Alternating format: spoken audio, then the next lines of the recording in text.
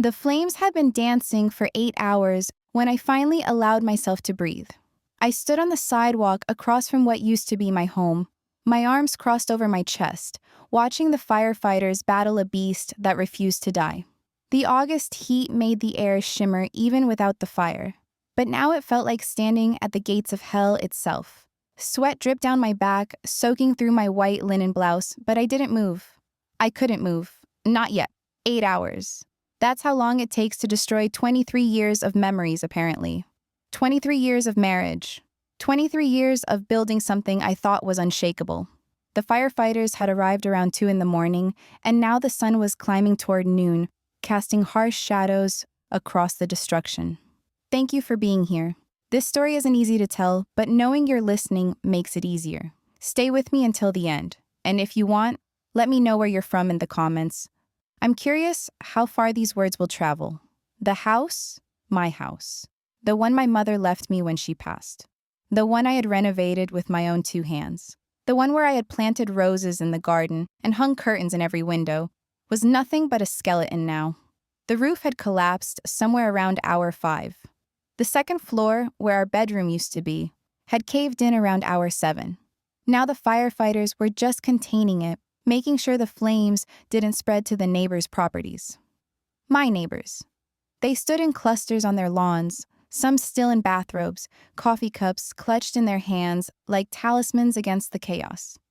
I caught Mrs. Henderson's eye. She was 72, had lived next door for 15 years, used to bring me tomatoes from her garden every summer. She gave me a small nod. Not of sympathy, of something else. Understanding, maybe, or approval. But I wasn't looking at Mrs. Henderson for long. My eyes kept drifting back to her. She was sitting on the back of an ambulance, a gray emergency blanket wrapped around her shoulders despite the oppressive heat. Her hair, that perfect blonde hair she was so proud of, the hair she spent $200 a month maintaining, was singed on one side, the ends blackened and curled like dead leaves.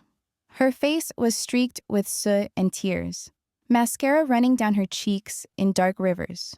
She looked small, pathetic even.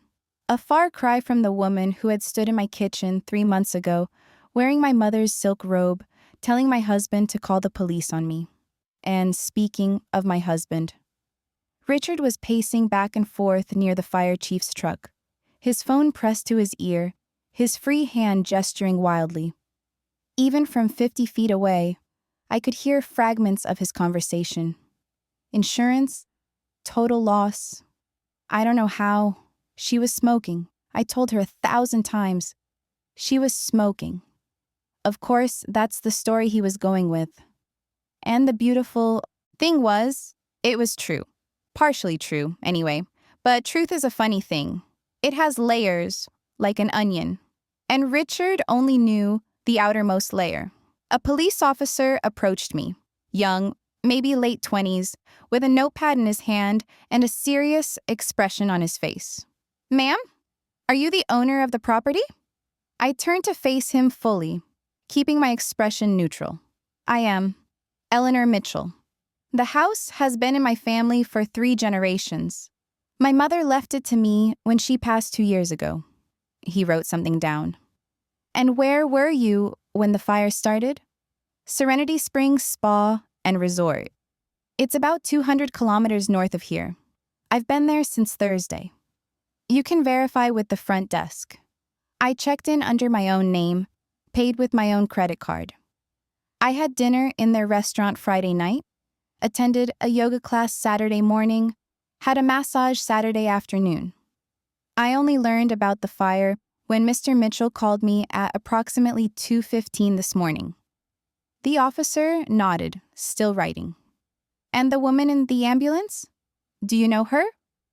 I allowed myself a small smile. "That would be Brittany Collins. She's been living in my house for approximately 3 months, with my husband. I was not consulted about this arrangement." His eyebrows rose slightly. "I see. So you and Mr. Mitchell are separated, not yet divorced. The house, however, is solely in my name. It was never marital property. I inherited it before our marriage, and it has remained in my name alone throughout. My lawyer has all the documentation. He wrote more notes. And you have no idea how the fire might have started? Officer, I was 200 kilometers away, surrounded by witnesses, getting hot stone treatments, and eating overpriced salads. I have absolutely no idea what happened in my house tonight. Though I suspect you might want to ask Miss Collins about her smoking habits, and perhaps check if she was drinking. She seemed rather unsteady when she emerged from the house. The officer thanked me and moved away to speak with someone else. I watched him go, then turned my attention back to the scene. Richard had finished his phone call and was now storming toward the ambulance, toward Brittany. I could see the rage in his shoulders, in the set of his jaw, in the way his hands had curled into fists at his sides. This was a side of Richard I knew well, the side that emerged when things didn't go according to his plan, when the world failed to arrange itself around his desires. I was too far away to hear what he said to her, but I could see her reaction. She flinched. Actually flinched, drawing the blanket tighter around herself, her eyes going wide and frightened. Her mouth moved, excuses probably, apologies, explanations, none of them good enough, judging by the way Richard's face reddened. Then she pointed at me. Her arm shot out from under the blanket, one trembling finger aimed directly at where I stood. Her mouth formed words I couldn't hear, but I could read her lips well enough. Her. She did this. She planned this. It was her. Richard turned to look at me. Our eyes met across the chaos, across the fire trucks and the hoses and the ruined remnants of our life together. For a moment, something flickered in his gaze. Doubt, maybe, or fear. Did he believe her? Did some part of him suspect that I had orchestrated this destruction? I held his gaze steadily, calmly. Then I raised one hand and gave him a small wave. Just a little flutter of my fingers. A greeting between old acquaintances. He looked away first. A firefighter approached me, older than the police officer, with a weathered face and tired eyes. Mrs. Mitchell? I'm Captain Rodriguez. I understand this is your property. It is. I'm sorry to say it's a total loss. The structure is completely compromised. Once we're sure there are no remaining hotspots, we'll have our investigators go through the debris, but he shook his head. In my 30 years doing this job, I've seen a lot of fires. This one burned hot and fast. Started in the living room, near the fireplace. Best we can tell. Spread from there to the curtains, then up the walls. By the time the first unit arrived, the whole first floor was engulfed. The living room, I repeated, near the fireplace. Yes, ma'am. We found evidence of candles. Lots of them. Looks like someone was burning a dozen or more at once. Combined with accelerants, possibly nail polish remover, or rubbing alcohol, we're still testing. And what appears to be a highly flammable fabric that caught first. He trailed off, glancing toward the ambulance. The young woman over there, she was wearing some kind of robe when she escaped. Silk, maybe. It was mostly burned, but we recovered fragments. My mother's robe. Of course. I kept my face impassive, but something twisted in my chest. Not guilt. I was long past guilt. Something more like recognition. The universe had a sense of poetry, it seemed. That robe had been the beginning of everything. It was fitting that it would also be the end. The investigators will want to speak with you, Captain Rodriguez continued, and with Miss Collins, and with Mr. Mitchell. We'll need to determine if this was accidental or... He hesitated. Or what, Captain? Or if someone needs to be held responsible. I nodded slowly. I understand. I'm happy to cooperate fully. I have nothing to hide. And I didn't. That was the beautiful part. I had nothing to hide, because I had done nothing. Not directly. I hadn't lit a single match. I hadn't poured a single drop of accelerant. I hadn't arranged those candles or handed Brittany that bottle of wine or suggested she wear my mother's robe while playing with fire. I had simply created conditions, set the stage, and then stepped back to let nature take its course. But I'm getting ahead of myself. 3 months ago, I came home from a business trip and found a stranger wearing my dead mother's robe, cooking breakfast in my kitchen, while my husband called the police to have me removed from my own property. 3 months ago, I stood in my own driveway while a 28-year-old woman with perfect hair and perfect nails screamed at me to get off her property. 3 months ago, I made a decision that would lead eventually, inevitably, to this moment. To understand the fire, I need to tell you about the robe. And to understand the robe, I need to tell you about my mother. My mother, Catherine Eleanor Walsh, was the strongest woman I ever knew. She raised me alone after my father left when I was 6. Just packed a bag one morning and walked out the door, never to be seen again. She worked 2 jobs to keep us in this house. The house her parents had built, the house that had been in our family since 1952. She taught me to cook, to garden, to sew, to balance a checkbook, to change a tire, to never ever depend on a man for anything that mattered. She also taught me patience. Eleanor, she used to say, revenge is a dish best served cold. But justice? Justice is a garden. You plant the seeds, you water them, you wait. And when the time is right, you harvest.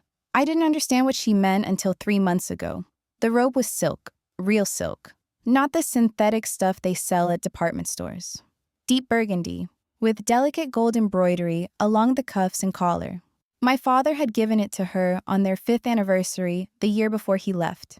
She should have burned it, probably. Should have thrown it away along with every other reminder of the man who abandoned us. But she didn't. She kept it. Wore it every Sunday morning while she drank her coffee and read the newspaper. Said it reminded her that even bad people could do beautiful things, and that beautiful things could survive the people who gave them.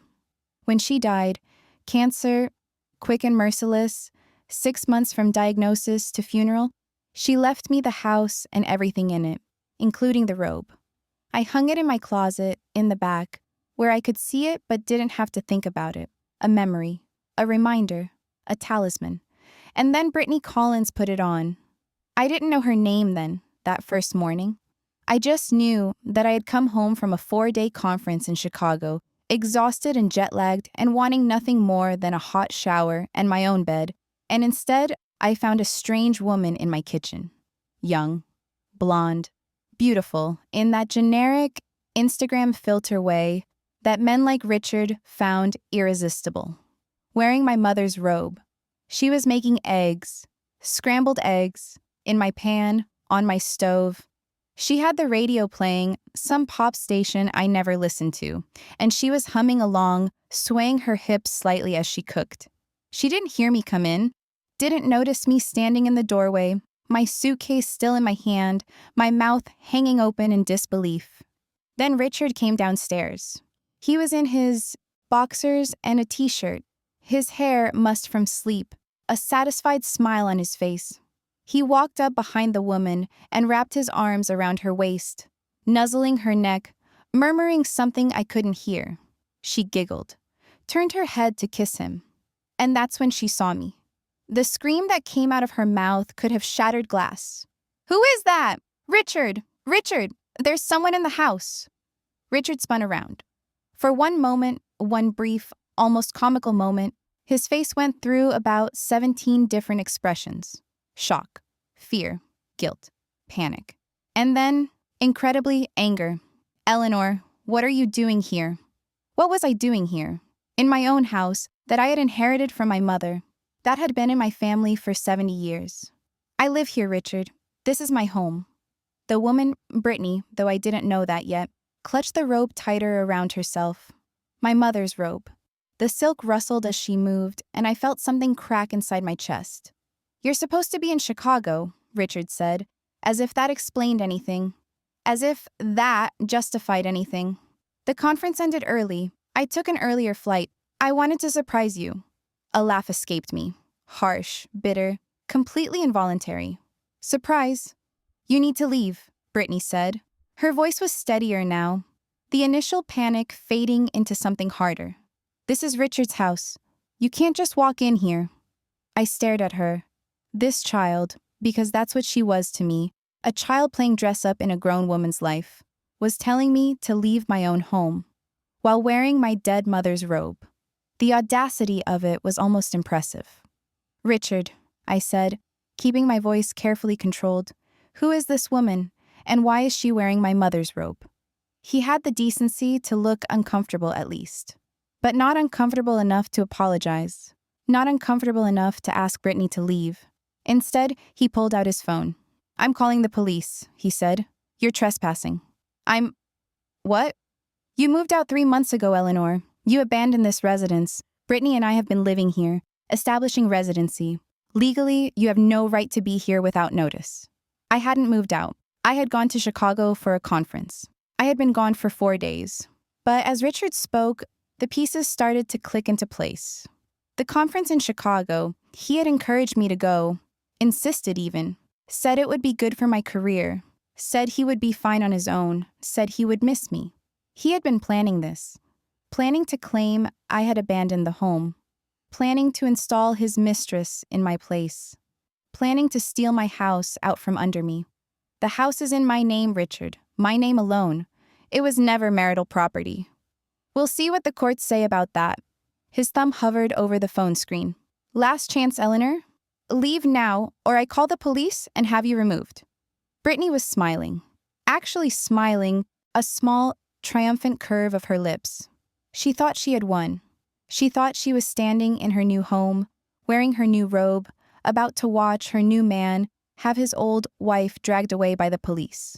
I looked at her, really looked at her, memorized every detail of her face, the shape of her nose, the arch of her eyebrows, the exact shade of her lipstick. I would need to remember this moment.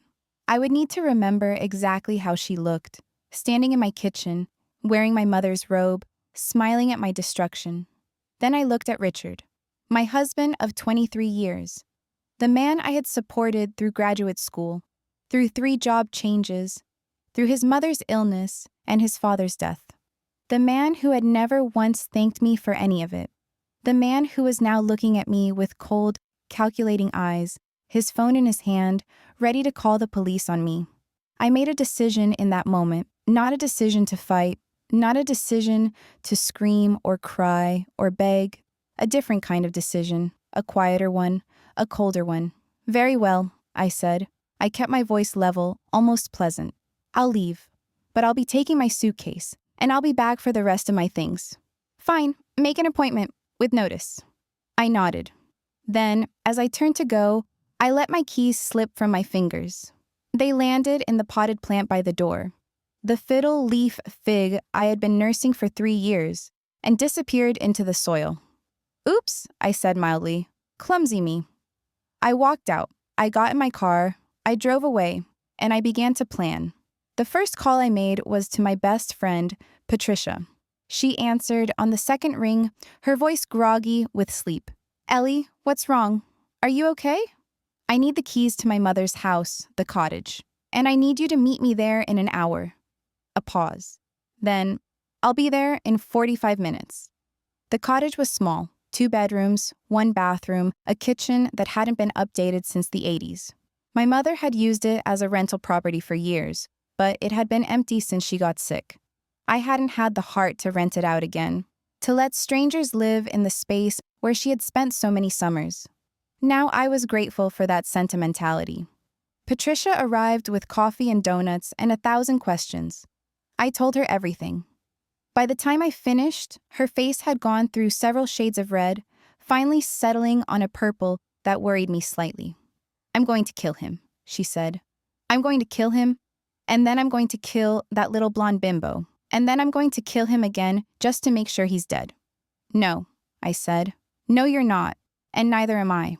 Eleanor, listen to me, Patty. If I go in there screaming, if I hire lawyers and file motions and fight this thing in court, what happens? I spend 2 years and $200,000 dragging this through the legal system. And at the end of it, even if I win, and I will win, the house is mine, I'll be exhausted, broken, diminished, and Richard will find some other way to hurt me, some other way to take what's mine." Patricia frowned. "So what are you saying? You're just going to let them have it? Let them steal your mother's house?" "No." I took a sip of my coffee, letting the bitterness wash over my tongue. "I'm saying I'm going to destroy them, but not with lawyers, not with courts. I'm going to destroy them the same way they tried to destroy me, from the inside. I don't understand. I smiled. It wasn't a nice smile. I could feel that, even without a mirror. My mother used to say that revenge is a dish best served cold. But she also said something else. She said that the best way to defeat an enemy isn't to fight them. It's to let them defeat themselves. You just have to create the conditions. Patricia stared at me for a long moment. Then slowly, she smiled back. What do you need me to do? I need to pause here, in my telling of this story. I need to take a breath. Because even now, standing on this sidewalk, watching the last embers of my childhood home die out, I can feel the weight of what I did over those 3 months. Not guilt, I told you. I'm past guilt. But wait, the weight of choices made, of paths taken, of a person I became that I never thought I would be. My mother would have been proud, or horrified, possibly both. The sun was high now, and the firefighters were starting to pack up their equipment. The investigators had arrived, 3 of them, in plain clothes with clipboards and cameras. They were picking through the edges of the debris, taking photos, making notes. One of them had found something in the rubble and was carefully placing it in an evidence bag. I knew what it was without having to look. My mother's lighter. The antique silver lighter that my grandfather had given her on her 16th birthday. The one she used to light her cigarettes before she quit. The one she kept on the mantle as a decoration for the last 30 years of her life. The lighter I had accidentally left in my house 2 weeks ago, hoping that Brittany would find it. And Captain Rodriguez approached me again. Mrs. Mitchell, the investigators are going to want a formal statement. Can you come down to the station later today? Of course. I'm staying at the cottage on Maple Street. I'll be available all day. He nodded and moved away. I watched him go, then turned my attention back to the scene. Richard was sitting on the curb now, his head in his hands. He looked broken, destroyed. Good. Brittany was being loaded into the ambulance. They were taking her to the hospital to treat her burns and check for smoke inhalation. She was still crying, still insisting to anyone who would listen that I had done this, that I had planned this, that I was responsible. Let her insist. Let her scream. There was no evidence. There was nothing connecting me to this fire except the house itself. My house, my property, which I had every legal right to burn to the ground if I wanted to, except I hadn't. I hadn't lit a single match. But I had created the conditions. I had planted the seeds. I had watered them carefully, patiently, over 3 long months, and now I was harvesting. My phone buzzed. A text from Patricia. Watching the news. Holy shit. You okay? I typed back, I'm perfect. And I was. For the first time in 3 months, for the first time in years maybe, I was perfect. The fire trucks were pulling away now, one by one. The crowd of neighbors was dispersing, heading back to their homes, their Sunday routines, their normal lives. Soon, it would just be me and the ruins. Me and the ashes. Me and the memories of everything that had brought me to this moment. 3 months ago, I walked out of my own house, humiliated and betrayed. 3 months ago, I started a war that I was determined to win. Not through lawyers or courts or screaming matches, but through patience, through strategy, through the slow, careful destruction of 2 people who thought they could take everything from me and get away with it. They were wrong. The last fire truck pulled away. The investigators were still working, but they had moved to the back of the property, out of sight. I was alone on the sidewalk, facing the ruins of my childhood home. I should have felt sad. I should have felt a grief for the memories lost, the photographs burned, the physical remnants of my mother's life reduced to ash. And maybe later, I would.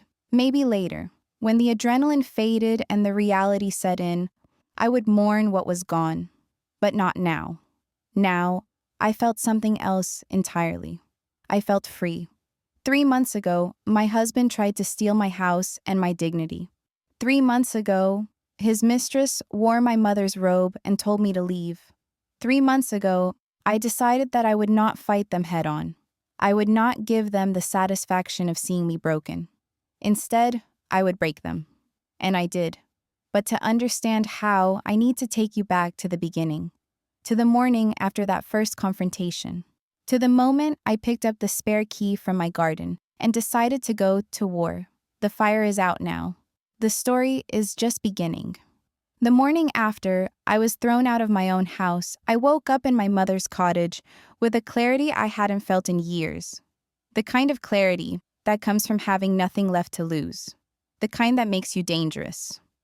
Patricia had stayed the night, sleeping on the pull-out couch in the living room while I took my mother's old bedroom. I hadn't slept well. How could I? But the few hours I managed were deep and dreamless. When I opened my eyes at 6:30, the sun was already streaming through the lace curtains my mother had hung 30 years ago, and I knew exactly what I needed to do. The first step was reconnaissance. I showered in the tiny bathroom with its avocado green tiles and rusted fixtures, dressed in clothes I'd borrowed from Patricia's car. She always kept a gym bag in her trunk, and sat down at the kitchen table with a legal pad and a pen. By the time Patricia woke up an hour later, I had filled 3 pages with notes. "You look terrifying," she said, shuffling into the kitchen in her pajamas. "Like a general planning an invasion." "That's exactly what I am." She poured herself a coffee from the pot I'd made and sat down across from me. "Okay, talk me through it." I slid the legal pad toward her.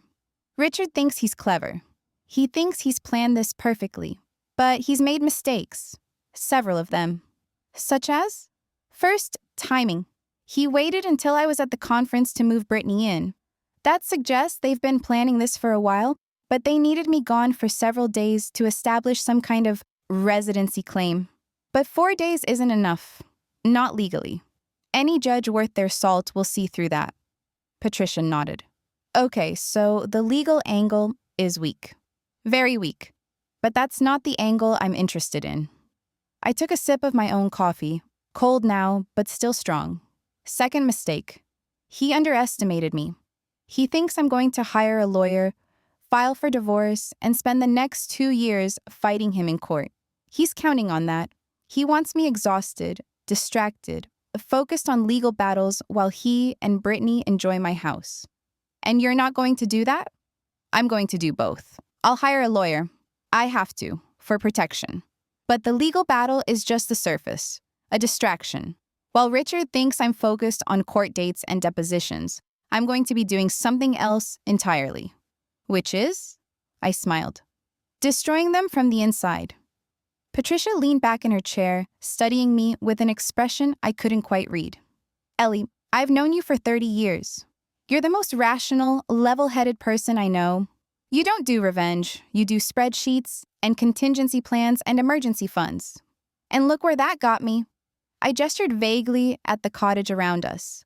Thrown out of my own house by my husband and his 28-year-old girlfriend. Made to feel like a crazy person for objecting to a stranger wearing my dead mother's robe. So what changed? I thought about that for a moment. What had changed? When had I gone from the woman who would have handled this with lawyers and dignity to the woman sitting here planning sabotage? It was the robe. That was the moment everything shifted. Not Richard's betrayal. I had suspected that for years, if I was honest with myself. Not the girlfriend. I had known, somewhere deep down, that there was someone else. But the robe. My mother's robe. The robe she wore every Sunday morning of my childhood. The robe I had inherited along with this cottage and the house that was now occupied by strangers. That robe on that woman's body in my kitchen. Something broke inside me when I saw that. And something else was born in its place. She was wearing my mother's robe. I said softly. That's what changed. That's when I realized this wasn't just about Richard betraying me. This was about someone trying to erase me, replace me, step into my life like I never existed. Patricia reached across the table and squeezed my hand. "So what's the plan?" "The plan is simple. I'm not going to fight them. I'm going to make them destroy themselves." The third mistake Richard made was leaving my spare key behind. I had dropped it on purpose, of course. Let it fall into the potted plant by the door, knowing neither Richard nor Brittany would notice. They were too busy celebrating their victory, too focused on my humiliation to pay attention to something as small as a set of keys disappearing into soil. That afternoon, while Patricia ran interference, calling Richard's office to confirm a fake appointment she'd made, keeping him busy and distracted, I walked the 5 blocks from the cottage to my house. It was the middle of the day, and the neighborhood was quiet. Most people were at work. The few retirees who were home were inside, hiding from the August heat. I walked up the driveway like I owned the place. Because I did. The key was exactly where I'd left it, buried about an inch deep in the fiddle leaf figs pot. I brushed off the soil, slipped it into my pocket, and walked away. No one saw me. No one stopped me. I didn't use the key that day. That would have been reckless, and I was not in the mood for recklessness. Instead, I went home to the cottage and continued planning. I needed to understand my enemy before I engaged. Over the next 3 days, I learned everything there was to know about Brittany Collins. She was 28, as I'd guessed, from somewhere in Ohio originally, a small town I'd never heard of. She'd moved to the city 5 years ago, bouncing between jobs, waitressing, retail, a brief stint as a dental hygienist that ended badly. She had an Instagram account with over 10,000 followers, mostly gained through carefully curated photos of brunches and beaches and designer bags that she almost certainly couldn't afford. She had no close friends that I could identify. Lots of acquaintances, lots of people who liked her posts, but no one who seemed to actually know her. She had met Richard at a conference 8 months ago. He was the keynote speaker. She was one of the event coordinators. I found photos of them together in the background of someone else's Instagram story, tagged from that event.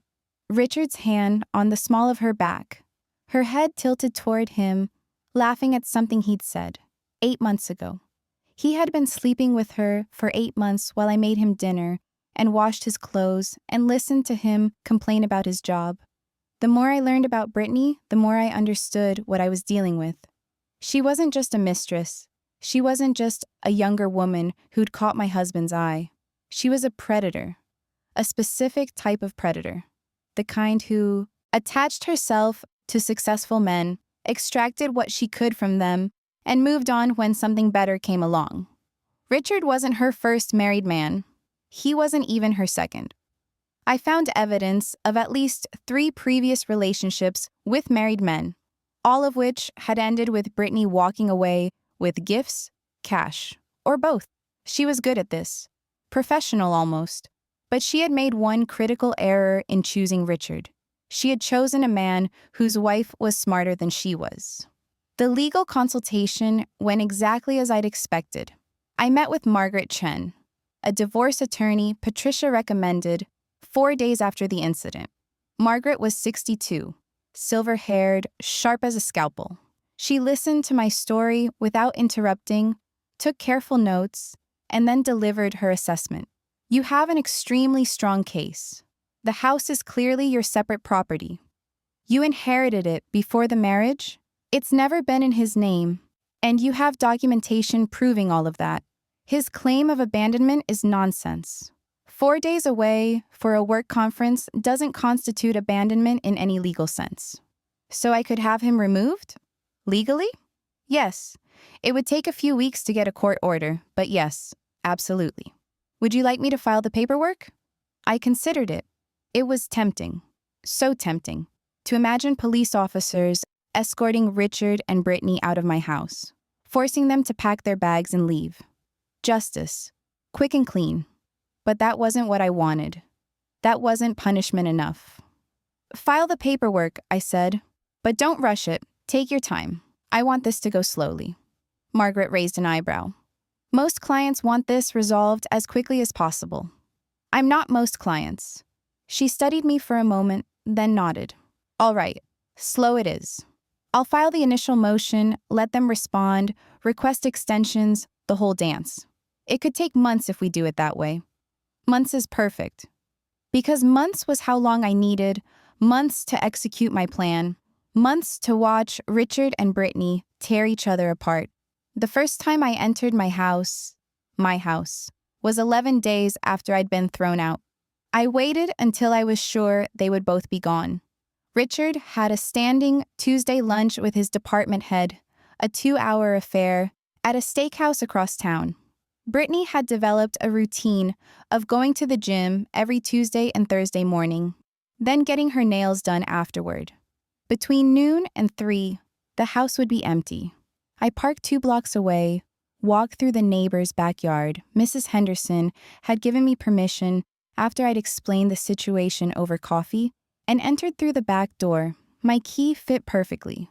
The lock clicked open, and I was inside. The smell hit me first.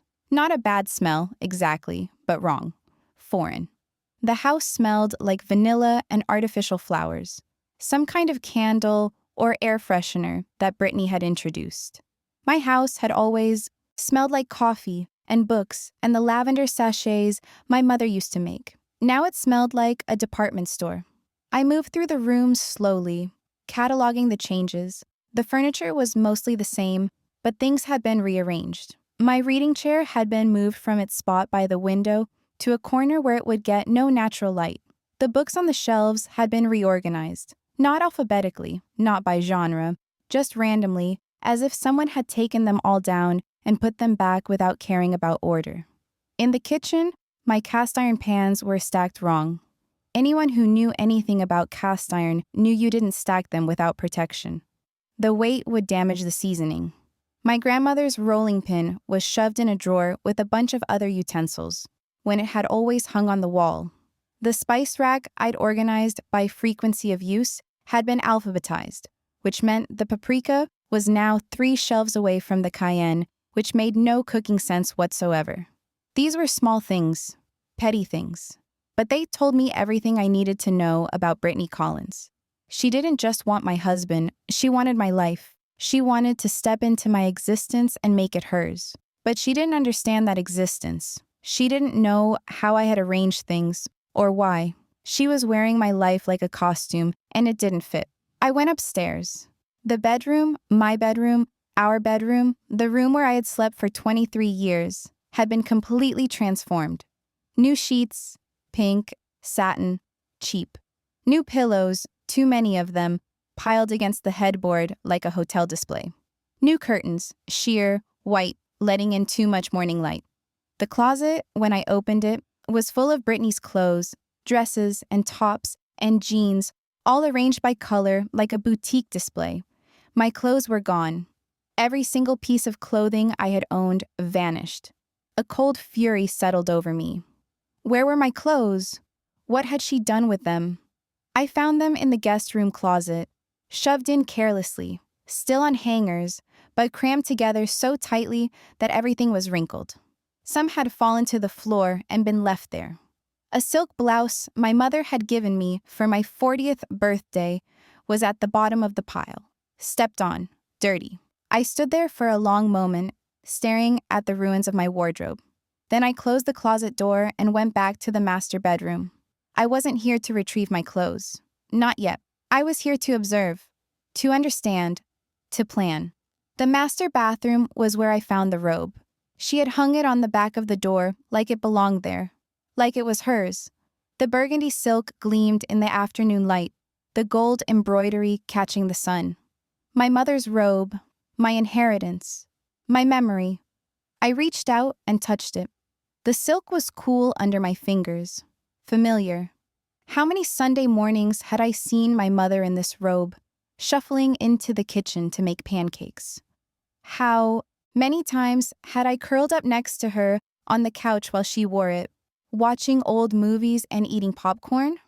And now, this woman, this stranger, this interloper, she wore it like it was nothing, like it was just a pretty piece of fabric she'd found in a closet.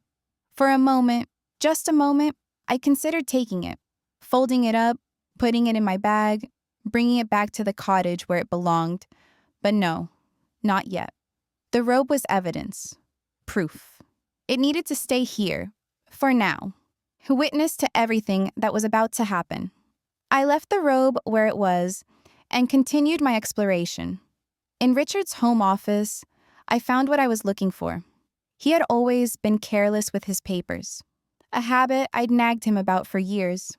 Now I was grateful for it. His desk was covered with documents, and it took me less than 5 minutes to piece together what was happening. He had hired a lawyer. Not a divorce lawyer, not yet, but a real estate attorney. He was trying to find a way to claim the house as marital property to argue that my inheritance had somehow been commingled with our shared assets. The lawyer's notes were discouraging. Difficult case, property clearly separate. Recommend negotiation rather than litigation. Richard had scrawled in the margin, "Find another way. Find another way." That was my husband, always looking for an angle, a shortcut, a way to get what he wanted without earning it. There was more. Credit card statements showing purchases I didn't recognize. Jewelry, clothes, dinners at expensive restaurants, all charged to cards in my name, cards I hadn't used in months because I preferred cash. He was running up debt in my name, probably planning to saddle me with it in the divorce. I photographed everything. Every document, every statement, every note. Then I put everything back exactly as I'd found it and left the office. On my way out, I stopped in the living room. This was where I would begin. The room looked almost the same as I'd left it. Same furniture, same art on the walls, same bookshelves, but there were differences. A new throw pillow on the couch. Leopard print. Hideous. A different arrangement of the photographs on the mantle. Brittany had removed all the pictures that included me, replacing them with photos of herself and Richard. A new rug under the coffee table, white, impractical, already showing stains. And there, on the mantle where it had sat for 30 years, was my mother's lighter. It was silver, tarnished with age, engraved with her initials, CEW Catherine Eleanor Walsh. My grandfather had given it to her on her 16th birthday, and she had kept it her entire life, even after she quit smoking in her 40s. It was decorative now, a piece of history, a memory. Brittany probably didn't even know what it was. Probably thought it was just an old trinket, something to be dusted occasionally and otherwise ignored. I left it where it was. But I made a note. The lighter would be important later. My first act of sabotage was small, almost invisible. I moved the TV remote from its spot on the coffee table to the top of the refrigerator. That was it. Nothing dramatic, nothing that would raise alarms. Just a small confusion, a tiny inconvenience. 3 days later, when I returned for my second visit, I found the remote back on the coffee table, so I moved it again, this time to the bottom drawer of Richard's desk. The following week, it was in the linen closet, then under the bathroom sink, then in the garage, balanced on top of the lawnmower. Each time, I moved something else too. Small things. A hairbrush relocated from the bathroom to the kitchen. Car keys moved from the hook by the door to a coat pocket. The coffee filters hidden behind the cleaning supplies. A tube of expensive face cream shifted from the vanity to the bottom of a shoebox. Nothing was ever stolen. Nothing was ever damaged. Things just moved, relocated, disappeared and reappeared in unexpected places. The effect was immediate and gratifying. I didn't witness it directly, of course. I was never there when they were home. But I could see the evidence of their confusion, their growing paranoia. Notes appeared on the refrigerator. Remote stays on coffee table. Labels were stuck to drawers and cabinets, marking where things belonged. And the arguments. Oh, the arguments. Mrs. Henderson kept me informed. They were screaming at each other last night, she told me over coffee, 3 weeks into my campaign. I could hear them clear across my yard. She was insisting someone was breaking in, moving things around. He kept saying she was losing her mind. How awful, I said, keeping my face neutral. Do they have any idea who might be doing it? She thinks it's you. She told the police that you must have a key, that you're sneaking in while they're out. And what did the police say? Mrs. Henderson snorted. They said, unless she has proof, there's nothing they can do. And how would she prove it? Nothing's missing, nothing's damaged, just moved around a little. She gave me a knowing look. Strange thing, isn't it? Things moving around like that? I sipped my coffee. Very strange indeed. The shampoo was Patricia's idea. She's vain, Patricia observed, after I'd shown her the Instagram photos. Look at her hair. She highlights it every 6 weeks, gets blowouts every 2 weeks. It's her pride and joy. So? So, what if it started to look bad? What if it started to get dry, brittle? What if it started to fall out? I stared at her. You want me to poison her shampoo? Not poison, just replace it. There's a shampoo that looks identical to the one she uses. I checked the photos from your bathroom recon. Same brand, same bottle, same everything. But it's the clarifying version. Strips all the oils out of your hair. Use it every day for a few weeks, and your hair turns into straw. It was elegant, simple, untraceable, and perfectly suited to my purposes. The next time I visited the house, I brought a bottle of clarifying shampoo with me. I poured out Brittany's regular shampoo, refilled the bottle with the clarifying version, and left everything exactly as I'd found it. 2 weeks later, Mrs. Henderson reported that Brittany had been seen leaving the house in a headscarf. Her hair's falling out, she said, not bothering to hide her satisfaction. In clumps, apparently. She went to 3 different doctors. They all say the same thing. It's not medical, it's environmental. Something she's using. But she can't figure out what. 3 weeks after that, I saw Brittany in person for the first time since the kitchen incident. I was at the grocery store, picking up supplies for the cottage, when she came around the corner of the cereal aisle. She looked terrible. Her hair, that perfect blonde hair she'd been so proud of, was thin and brittle. The ends split and frayed. Her skin had taken on a grayish pallor, probably from stress and lack of sleep. Her eyes had dark circles under them, and she moved with the jerky, paranoid energy of someone who hadn't felt safe in weeks. When she saw me, she stopped dead. Her mouth opened, closed, opened again. You, she said, you're doing this. I know you are. I smiled pleasantly. I'm sorry. Do I know you?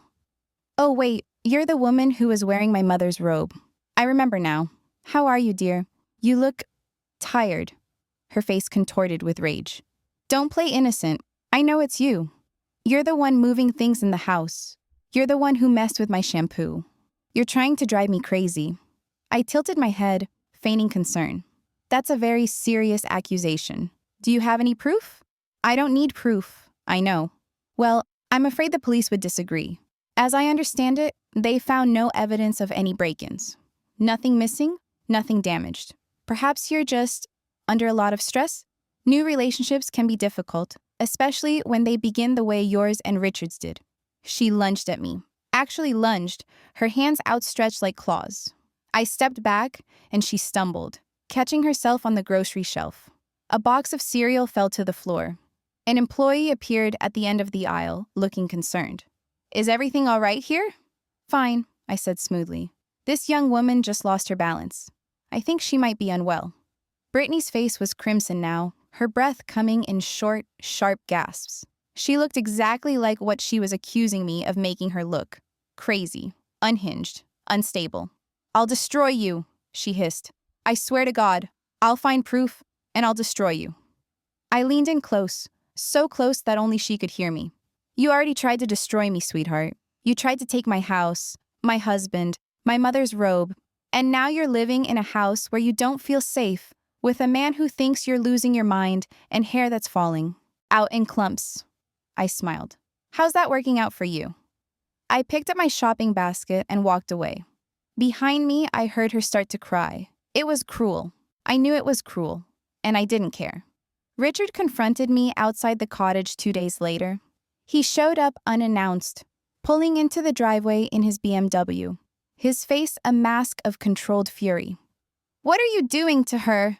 He demanded, slamming his car door. I have no idea what you're talking about. Don't play games with me, Eleanor. Brittany says you threatened her at the grocery store. She says you've been sneaking into the house, moving things, messing with her stuff. That's a very serious accusation. Does she have any proof? He faltered. No, but then I'm afraid I can't help you. I've been here, at the cottage, minding my own business. waiting for the courts to sort out our little property dispute. I haven't been anywhere near that house since you had me removed from it. Brittany is falling apart. She's not sleeping. She's not eating. She thinks someone is watching her. That sounds like a personal problem. His jaw clenched. I know it's you. I don't know how you're doing it, but I know it's you. Prove it. We stared at each other across the driveway. This man I had been married to for 23 years. This stranger I had thought I knew. He looked tired too, I realized. The strain of living with a woman who was slowly unraveling must be exhausting. Good. This isn't over, he said finally. No, I agreed. It isn't. He got back in his car and drove away. I watched him go, then went inside and made myself a cup of tea. The robe, always. It came back to the robe. Every time I visited the house, I made sure to check on it. It was always there, hanging on the back of the bathroom door, waiting. Brittany wore it every morning, according to Mrs. Henderson's observations. It had become a symbol of her victory, her conquest, proof that she had replaced me, that she now occupied my life. She didn't know that every time she put it on, she was wrapping herself in her own destruction. The silk was delicate. Real silk always is. That's why it's so prized and so dangerous. It catches fire easily, burns quickly, and melts onto skin. My mother had known this. She had always been careful with candles, with open flames, with anything that could spark. Brittany, I suspected, was not so careful. But I'm getting ahead of myself. We're still in the early days, the weeks of subtle sabotage, of moved objects and ruined shampoo. The fire wouldn't come for months yet. First, there would be more, much more. The phone call started in week 4. I bought a burner phone, paid cash, no ID required, and programmed it with a random number. Every night, at 3 a.m, I called the house. I let it ring twice, then hung up. That was it. 2 rings, then silence. Every single night. The first week, they probably assumed it was a wrong number. By the second week, they were answering on the first ring, demanding to know who was calling. By the third week, Brittany had started unplugging the phone before bed. So I started calling Richard's cell phone instead. 2 rings. Hang up. Every night at 3. Mrs. Henderson reported that the lights in the house were on at all hours now. Neither of them was sleeping. Richard had started coming to work late, looking haggard and irritable. Brittany had stopped going to the gym, stopped getting her nails done, stopped posting on Instagram. And still, there was no proof. Nothing they could take to the police. Nothing they could use against me. It was around this time that Richard started seeing someone else. I didn't plan this one. I want to be clear about that. I created the conditions, but the action was entirely his own. Brittany's transformation had been dramatic. In 2 months, she had gone from a confident, beautiful young woman to a paranoid, unkempt mess. Her hair was thin and lifeless. Her skin was sallow. She jumped at shadows, accused Richard of conspiring against her, cried at the slightest provocation. Richard, true to form, was not the type to stand by a woman in crisis. He was the type to find someone newer, shinier, less complicated. Her name was Megan. She was a paralegal at his real estate lawyer's office.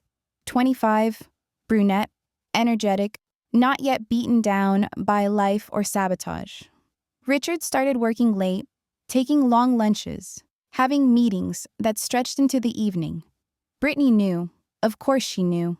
The same instincts that had helped her identify and capture Richard were now working against her. She found receipts in his pockets, smelled perfume on his clothes, noticed the way he smiled at his phone when he thought she wasn't watching. The irony was exquisite. The woman who had stolen my husband was now watching him be stolen from her. The predator had become prey. I didn't intervene. I didn't need to. I just watched, through Mrs. Henderson's reports and my own careful observation, as the relationship I had been systematically destroying began to collapse under its own weight. They fought constantly now, screaming matches that shook the windows and sent the neighbors reaching for their phones. Brittany accused Richard of cheating. Richard accused Brittany of being crazy.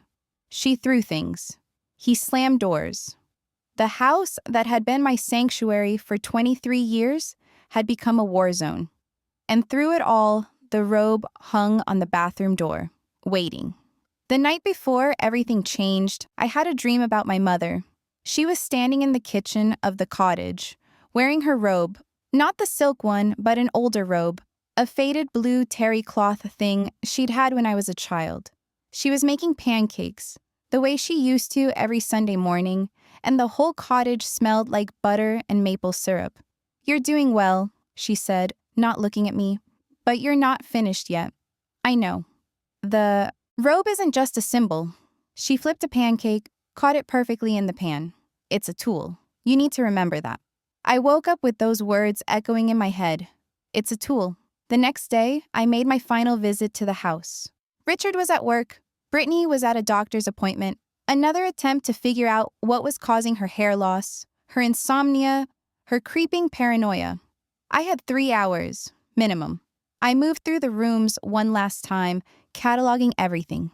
The refrigerator, half empty, nothing fresh. The living room, dishes piling up, dust accumulating. The bedroom, sheets unchanged in weeks, clothes on the floor. They had stopped caring, stopped trying. The house was reflecting their relationship, neglected, falling apart, dying. In the bathroom, I found the robe. It was still there, still on its hook, but it looked different now. Worn. The silk was starting to fray at the edges. A small stain marked the left sleeve. Wine, probably. Brittany had been drinking more and more lately. I took the robe off its hook, held it in my hands, felt the weight of my mother's memory, my own history, everything that had led to this moment. Then I put it back. But first, I did something else. Something small. Something that would matter very much in about 2 months. My mother's lighter had been sitting on the mantel all this time, undisturbed. Now I moved it. I took it from the living room and placed it in a drawer in the bathroom, the drawer where Brittany kept her makeup and hair products. A drawer she opened every day. She would find it eventually. She would wonder where it came from, maybe ask Richard about it. He would say he'd never seen it before. Another mystery. Another piece of the puzzle she couldn't solve. And then, one day, not today, not tomorrow, but eventually, she would find a use for it. I left the house for the last time. I locked the door behind me. I walked through Mrs. Henderson's yard and back to my car. The seeds were planted, the conditions were created. Now all I had to do was wait, and let my mother's lighter do what lighters do best. The weeks that followed my final visit to the house were the hardest. Not because of anything I had to do, the active phase of my campaign was over. The seeds were planted, the conditions set, and now I simply had to wait. But waiting, I discovered, was its own kind of torture. I threw myself into the cottage.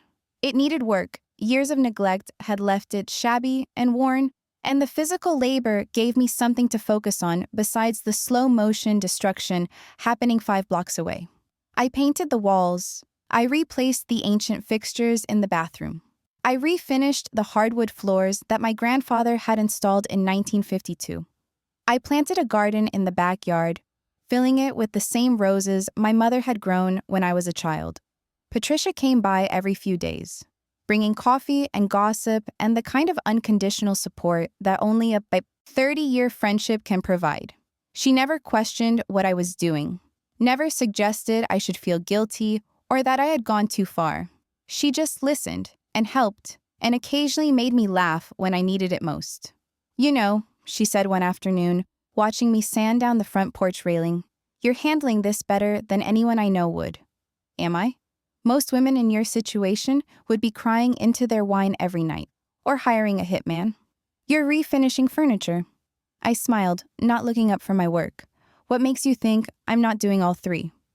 The information came to me in pieces, like a puzzle assembling itself without my intervention.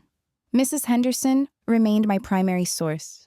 She was 72 years old, sharp as a tack, and had developed a deep personal investment in the drama unfolding next door.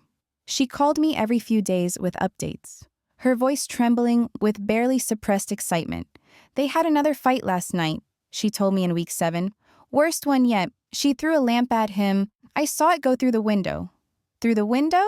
Shattered the glass and everything. He was sleeping in his car by midnight. Drove off around 2 in the morning and didn't come back until noon today. In week 8, she's drinking. A lot. I see the bottles in the recycling every week. Wine mostly. But there's been some vodka too. And she's smoking now. I never saw her smoke before, but now she's on the porch every hour, pacing back and forth with a cigarette. Smoking. That detail lodged itself in my brain, settling in alongside all the others. Smoking and drinking, and a house full of flammable materials, and a silk robe and an antique lighter in the bathroom drawer. The pieces were arranging themselves without any effort on my part. In week 9, I saw her in the garden yesterday. She was digging, I don't know for what. Looking for cameras, maybe? Bugs? She's convinced someone is watching her. She told the mailman that there are spies in the neighborhood. The mailman. I made a note to speak with him.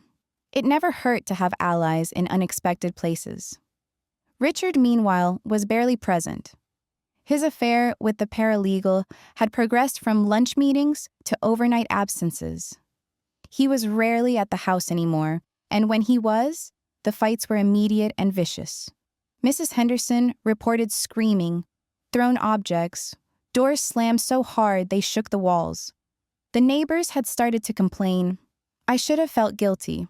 Some part of me recognized that I had systematically destroyed 2 people's mental and emotional stability, that I had engineered circumstances designed to break them down and push them towards self-destruction. A better person would have felt remorse.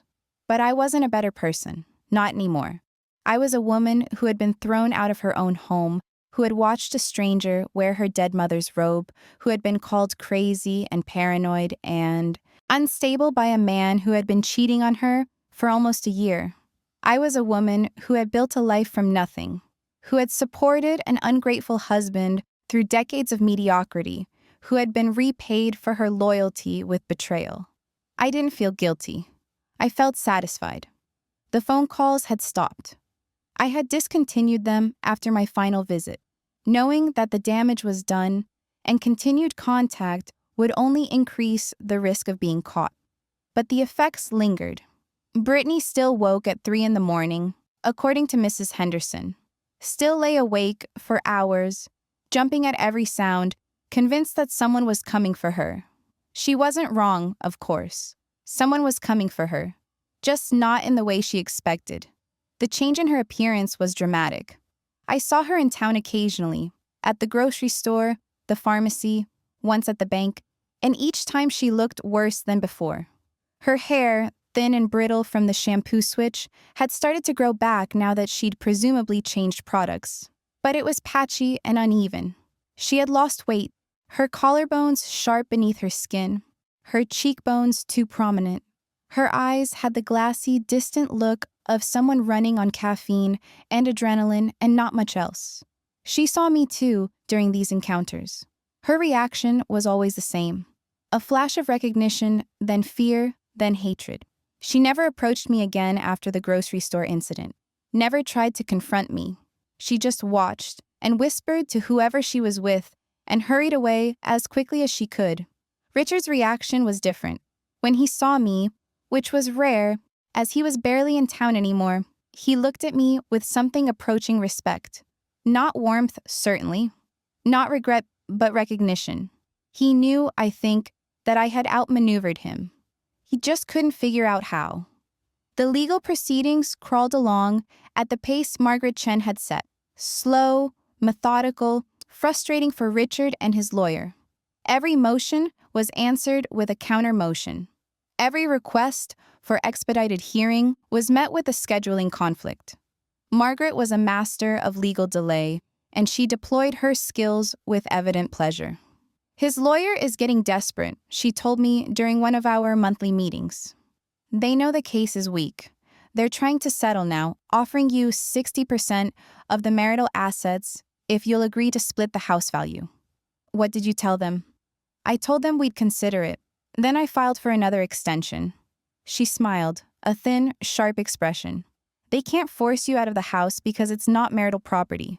They can't claim abandonment because you never abandoned anything. You were removed against your will, and they can't get this resolved quickly because I won't let them. Meanwhile, they're paying their lawyer by the hour, and they're not getting any younger.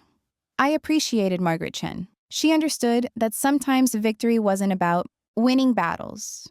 It was about making the war too expensive for your opponent to continue fighting.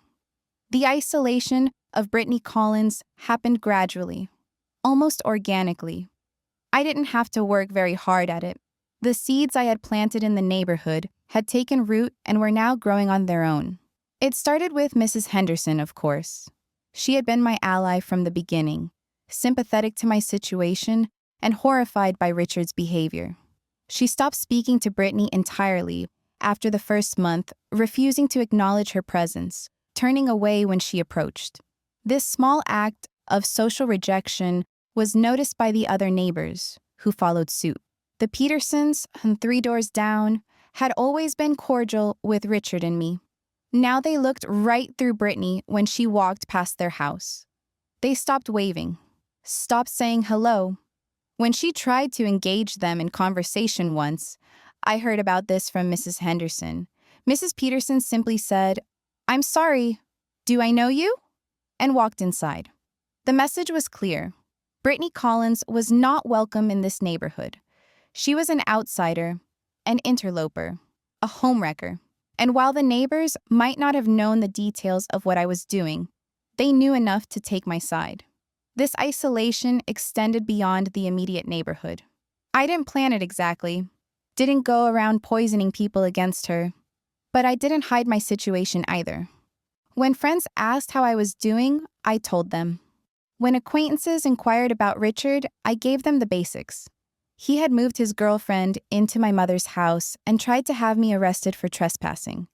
That was all it took. The story spread on its own, and everywhere it spread, doors closed in Brittany's face. The nail salon she used to frequent suddenly couldn't fit her into their schedule. The hairdresser, who had maintained her highlights for years, was always booked. The gym where she had worked out 3 times a week became hostile territory.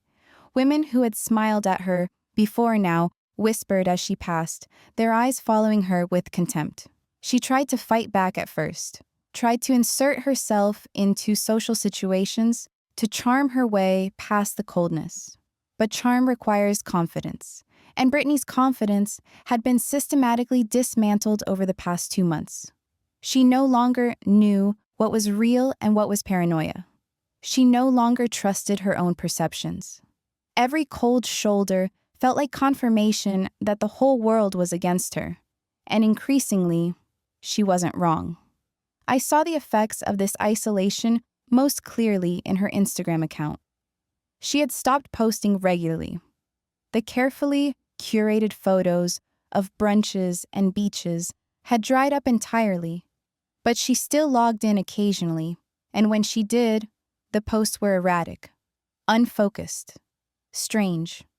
A photo of the house at night, captioned, "They're watching, I can feel them watching." A selfie in the bathroom, mirror, the silk robe visible behind her, captioned, "Everything I touch turns wrong." A picture of the garden, overgrown and neglected, captioned, "Nothing grows here anymore." The comments on these posts were concerned at first, friends and followers asking if she was okay, suggesting she talk to someone. But as the posts got stranger, the concern faded. People stopped responding. The engagement dropped to nothing. Even in the digital world, Brittany Collins was becoming invisible. Richard's affair with the paralegal reached its inevitable conclusion in week 10. I don't know exactly what happened. Neither Mrs. Henderson nor my other sources had access to his office, but the results were clear. He came home one evening, earlier than usual, and didn't leave again for 3 days. Mrs. Henderson reported that he looked broken, that he sat on the porch for hours staring at nothing, that Brittany screamed at him until her voice gave out, and then screamed some more.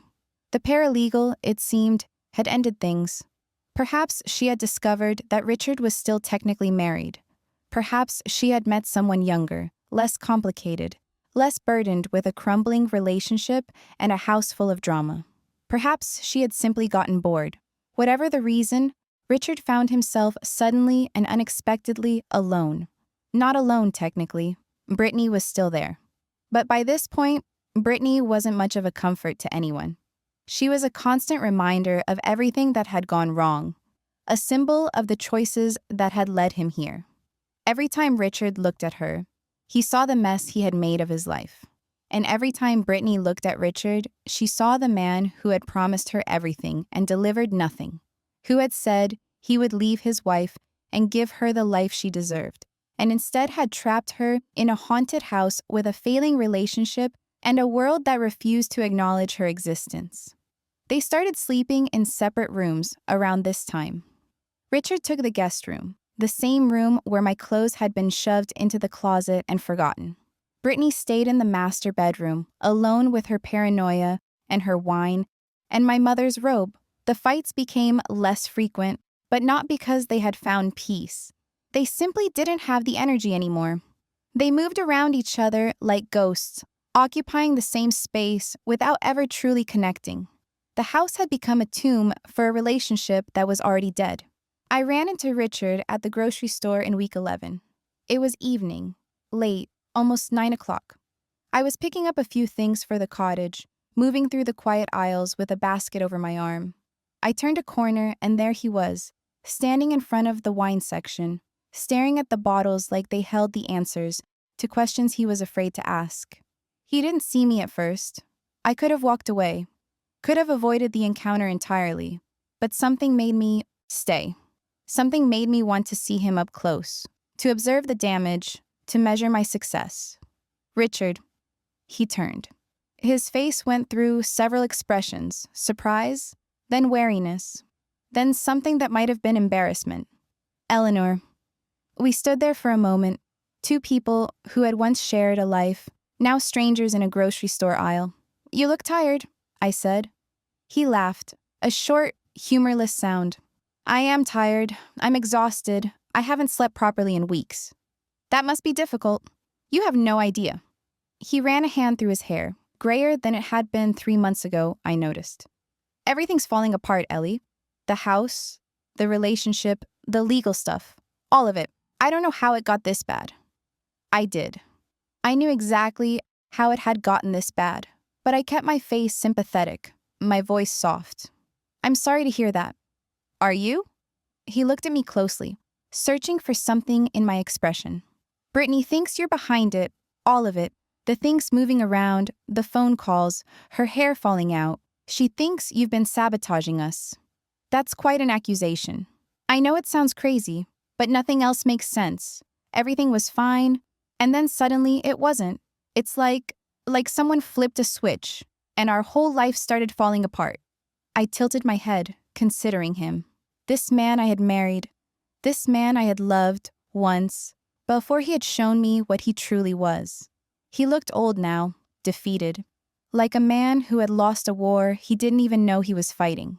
Maybe, I said carefully, it was never as fine as you thought it was. Maybe the foundation was always weak, and you just didn't notice until it started to crack. He stared at me.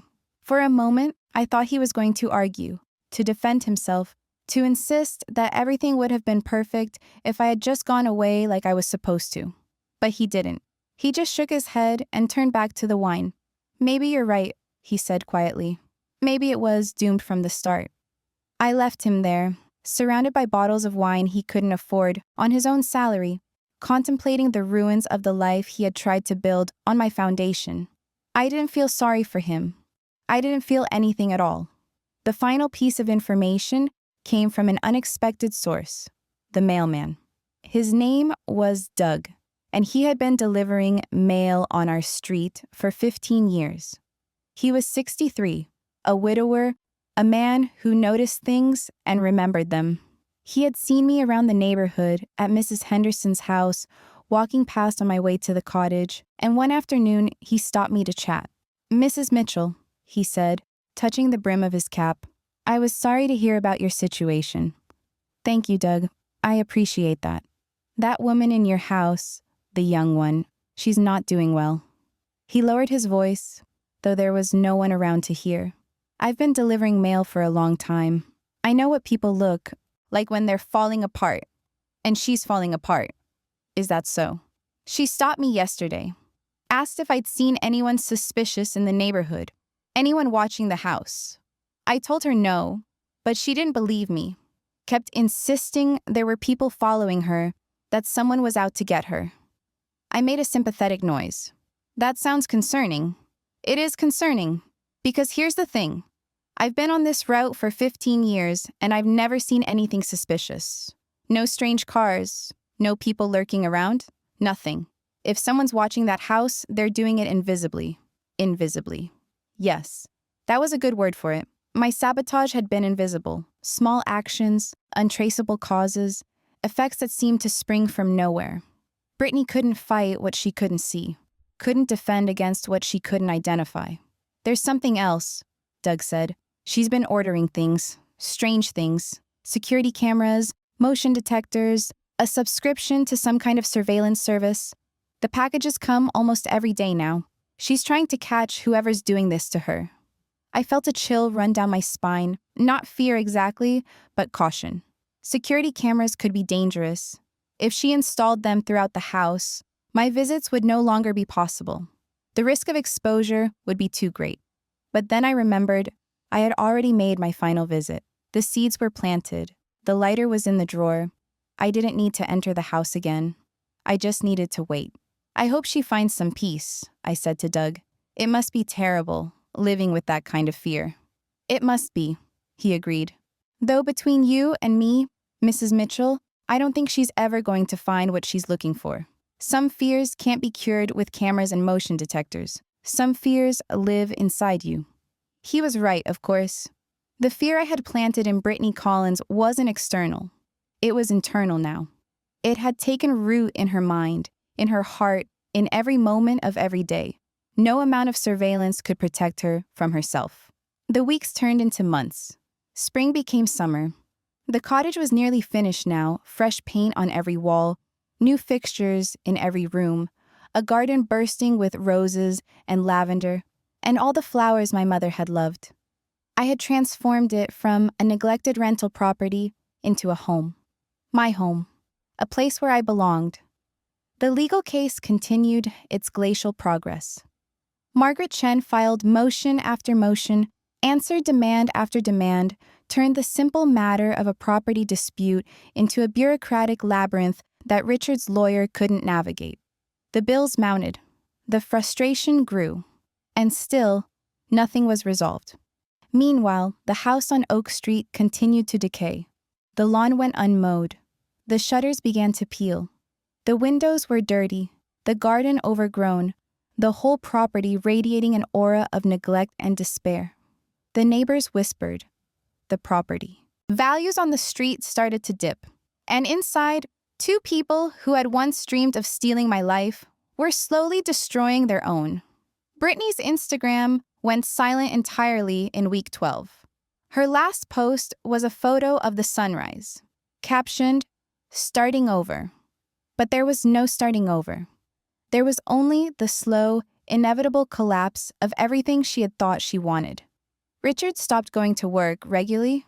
His firm, I learned through the grapevine, had put him on unpaid leave pending personal matters, which meant the income had dried up, the bills were piling up, and the legal fees were eating through whatever savings he had managed to accumulate during our marriage. He couldn't afford the house. That was the beautiful irony of it. The house he had tried so hard to steal from me, the house he had claimed as his own, he couldn't afford to maintain it. The mortgage wasn't even in his name. The property taxes were in my name. The insurance was in my name. Everything that mattered, everything that would determine the fate of that property, was controlled by me. All I had to do was wait. Wait for the bills to pile up. Wait for the relationship to implode. Wait for the final, inevitable act in a drama I had been writing since the day I walked out of my own home. The lighter was in the drawer. The robe was on the door. The matches were being struck by other hands, by Brittany's paranoia, Richard's infidelity, their mutual destruction. I just had to wait for the fire. The summer heat settled over the neighborhood like a punishment, thick and oppressive and inescapable.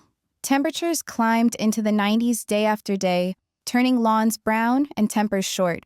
People stayed inside, hiding from the sun behind drawn curtains and air conditioning units that worked overtime. The streets were empty. The world felt suspended, waiting for something to break. Inside the house on Oak Street, something was breaking every day. Mrs. Henderson kept me informed with almost daily reports now, her investment in the drama next door having reached the level of obsession. She had taken to watching from her kitchen window, tracking the comings and goings, the fights and silences, the slow decomposition of two lives that had been built on stolen ground. She doesn't leave the house anymore, Mrs. Henderson told me over iced tea in her immaculate living room. Not for days at a time. The only time I see her is when she's on the porch, smoking. And even then, she looks wrong, like she's not really there. And Richard? He's barely around, comes home to sleep, if he sleeps at all, and leaves again before dawn. I don't think they've spoken in weeks. They're like two strangers occupying the same space. I sipped my tea and said nothing. This was what I had wanted, wasn't it? This isolation, this dissolution, this slow strangulation of everything they had tried to build together. I had created the conditions, and the conditions were doing their work. But there was something else in Mrs. Henderson's voice, something that sounded almost like concern. "Eleanor," she said carefully, "I've been thinking about what happens next." "What do you mean?" "I mean, this can't go on forever. Something's going to give. That woman, Brittany, she's not well. Mentally, I mean. The way she talks to herself. The way she watches the street like she's expecting an invasion. I've seen people unravel before, and she's unraveling." I set down my tea. "What are you suggesting?" "I'm not suggesting anything. I'm just observing. That's all." But there was a question in her eyes, unspoken. How far was I willing to let this go? How much destruction was enough? I didn't have an answer, not yet. The heat wave broke records that July. 14 days straight of temperatures above 95 degrees.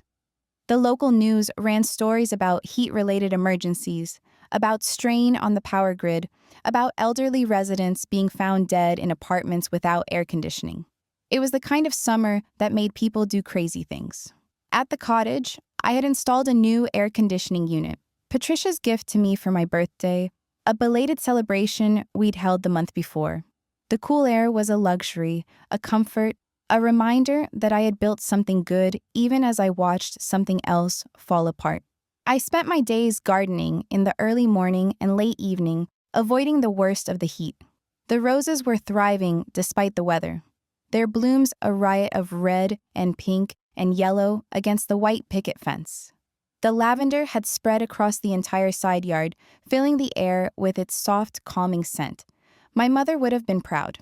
In the afternoons, I worked on legal documents with Margaret Chen, preparing for the court hearing that would finally be scheduled for the fall. The case was airtight. The house was mine. Richard's claims had been demolished one by one, his arguments revealed as the desperate grasping of a man who had gambled everything and lost. "He's trying to settle again," Margaret told me during one of our meetings, offering to walk away entirely. "No claim on the house, no claim on your assets. He just wants out." "And what does he want in return?" "Nothing. That's the strange part. He's not asking for anything. He just wants the whole thing to be over." I considered this. Richard giving up? Richard walking away from something he wanted? That wasn't the man I had been married to. That man never gave up on anything he believed he deserved, regardless of whether he actually deserved it. "What do you think is going on?" I asked. Margaret shrugged. "Could be anything. Maybe he's finally accepted that he can't win. Maybe his new girlfriend is pressuring him. I hear he's been seeing someone else, though that seems to be over now. Or maybe..." She paused, choosing her words carefully. "Maybe he's scared. Of you. Of what you might do next." I didn't respond to that. I didn't need to. The isolation of Brittany Collins had become so complete that I almost felt sorry for her. Almost. She had no friends left in town, no allies, no one who would take her calls or answer her texts. The social network she had spent years cultivating, the Instagram followers, the gym acquaintances, the brunch companions, had evaporated like water on hot pavement. She was alone in a house that wasn't hers, with a man who didn't love her, in a neighborhood that had closed ranks against her. I know this because I saw the evidence everywhere I looked. The pharmacist told me, casually, while filling a prescription for my allergy medication, that the young woman from Oak Street had been in earlier that week. Looking for sleeping pills, he said, and something for anxiety. I had to tell her she needed a prescription, but she got upset. Started crying right there at the counter. Poor thing. The librarian mentioned, while I was returning a stack of novels, that woman had come in asking about books on paranoia and surveillance. She wanted to know if there were ways to detect hidden cameras, the librarian said. I showed her a few things, but she seemed off, kept looking over her shoulder like someone was following her. Even the postman, Doug, had updates. She stopped me again yesterday, he said, his voice low and concerned.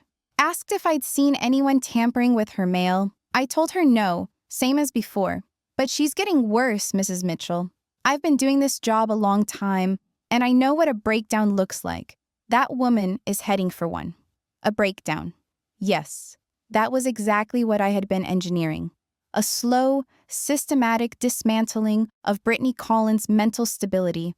A breakdown that would look, to any outside observer, like the natural result of stress and isolation and paranoia. No fingerprints, no evidence. Just a woman who couldn't handle the pressure of her own choices. Was it cruel? Of course it was. I had stopped pretending otherwise months ago. But cruelty, I had learned, was sometimes the only language that certain people understood. Richard had been cruel when he moved his mistress into my home. Brittany had been cruel when she wore my mother's robe and called me a trespasser in my own house. They had started this war with cruelty, and I was simply finishing it. The bill arrived in early August. I had been expecting it. Margaret had warned me it was coming, but the sight of it still took my breath away. A property tax assessment for the house on Oak Street, addressed to me as the sole owner of record. The amount was substantial, nearly $8,000, due by the end of the month. Richard, of course, had no idea this bill existed. He had never paid a property tax in his life. I had always handled the household finances, a fact he had been happy to exploit when it suited him.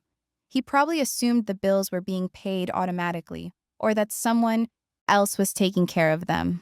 Someone else, meaning me, the woman he had thrown out of her own home. I could have paid the bill. The money was available. My mother had left me more than enough to cover any expense the house might generate. But paying it would mean continuing to maintain a property I didn't live in, for the benefit of people who had tried to steal it from me. Instead, I did nothing. I set the bill aside and let the deadline pass. The letter from the county arrived 3 weeks later, a notice of delinquent taxes, with a warning that continued non-payment could result in a tax lien on the property. I forwarded a copy to Margaret Chen, along with instructions to do nothing. She understood. You're playing a long game, she observed during our next meeting. I'm playing the only game that matters, I replied. The house is mine. If I choose not to pay the taxes, that's my right. And if the county puts a lien on it, I shrugged. That's between me and the county.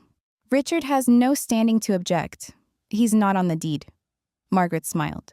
You know, when you first came to me, I thought you wanted a straightforward divorce, a clean split. But this isn't about the divorce at all, is it? No, I admitted. It's not. The August heat continued to pound the neighborhood like a fist. Lawns turned to dust. Gardens withered. Even my roses, carefully tended and regularly watered, showed signs of stress. Drooping petals, browning leaves, a weariness that mirrored the whole exhausted world. I started taking walks in the evening, when the sun had dropped below the horizon and the air had cooled to something merely uncomfortable rather than unbearable. I walked through the neighborhood I had called home for 23 years, past houses where I knew the residents by name, past yards where I had watched children grow up and dogs grow old. And inevitably, My walks took me past Oak Street. The house looked terrible. Even in the forgiving light of dusk, I could see how far it had fallen.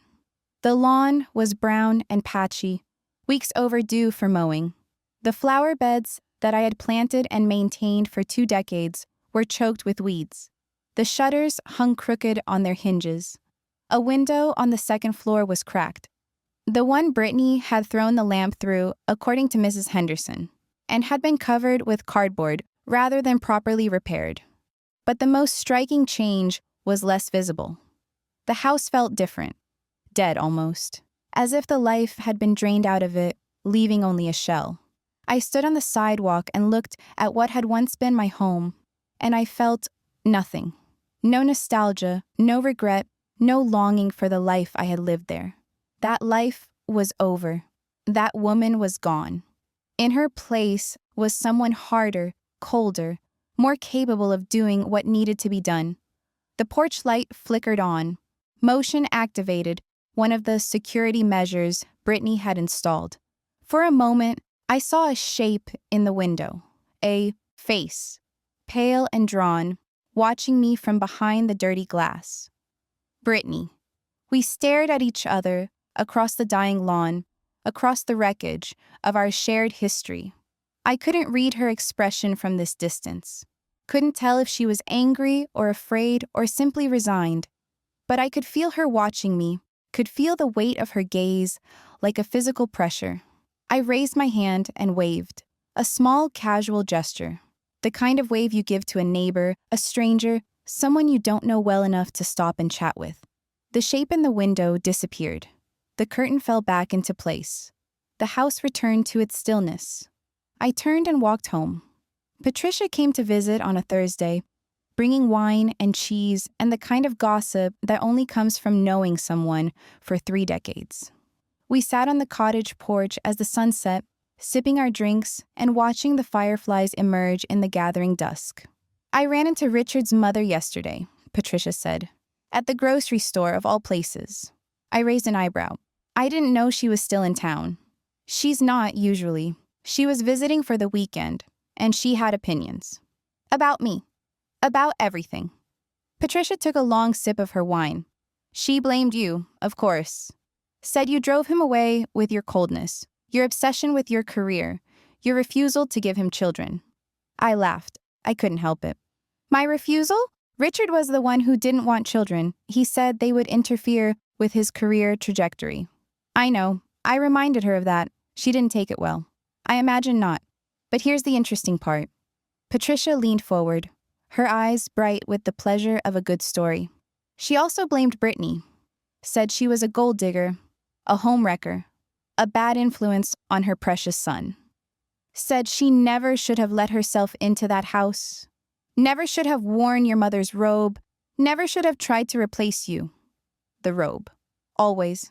It came back to the robe. Did she say anything else? She said Richard was miserable. That she'd never seen him so unhappy. That he talks about you all the time. Not with anger, but with something else. Regret, maybe. Or fear. I turned my wine glass in my hands, watching the light play off the liquid. He should be afraid. Ellie. Patricia hesitated. How long are you going to keep this up? The waiting, the watching, the slow destruction. When does it end? It ends when they leave. When the house is empty, and they're gone, and I can finally close this chapter of my life. And if they don't leave, if they stay and keep fighting and drag this out for years?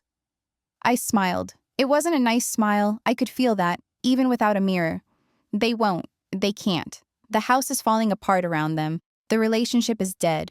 The money is running out. Sooner or later, they'll have to face reality. And when they do, they'll run. And the house? Will you move back in? I considered the question. I had asked myself the same thing more than once in the quiet hours of the night. Would I return to Oak Street? Would I reclaim the home my mother had left me? The home where I had spent 23 years of my life? No, I said finally. I don't think I will. Too many ghosts now. Too many memories I'd rather leave behind. So what will you do with it? I looked out at the garden, at the roses and the lavender, and the fireflies dancing in the darkness. I'll sell it, use the money to build something new, something that's mine, completely and entirely, something no one can take from me. Patricia nodded slowly. That sounds healthy, actually, like closure. Maybe it is. I raised my glass. To closure. To closure, she echoed, and we drank. The county sent another in late August, a final notice before the tax lien would be officially filed. I read it, noted the deadline, and set it aside with the others. Margaret Chen called to confirm that the legal proceedings were moving forward. The court date was set for October, and barring any unexpected developments, the judge would rule in my favor, and Richard would be ordered to vacate the property within 30 days. He could appeal, she warned. That would add months, maybe years to the process. Let him appeal. I have time. You really do hate him, don't you? I thought about the question. Did I hate Richard? I had loved him once, or thought I had.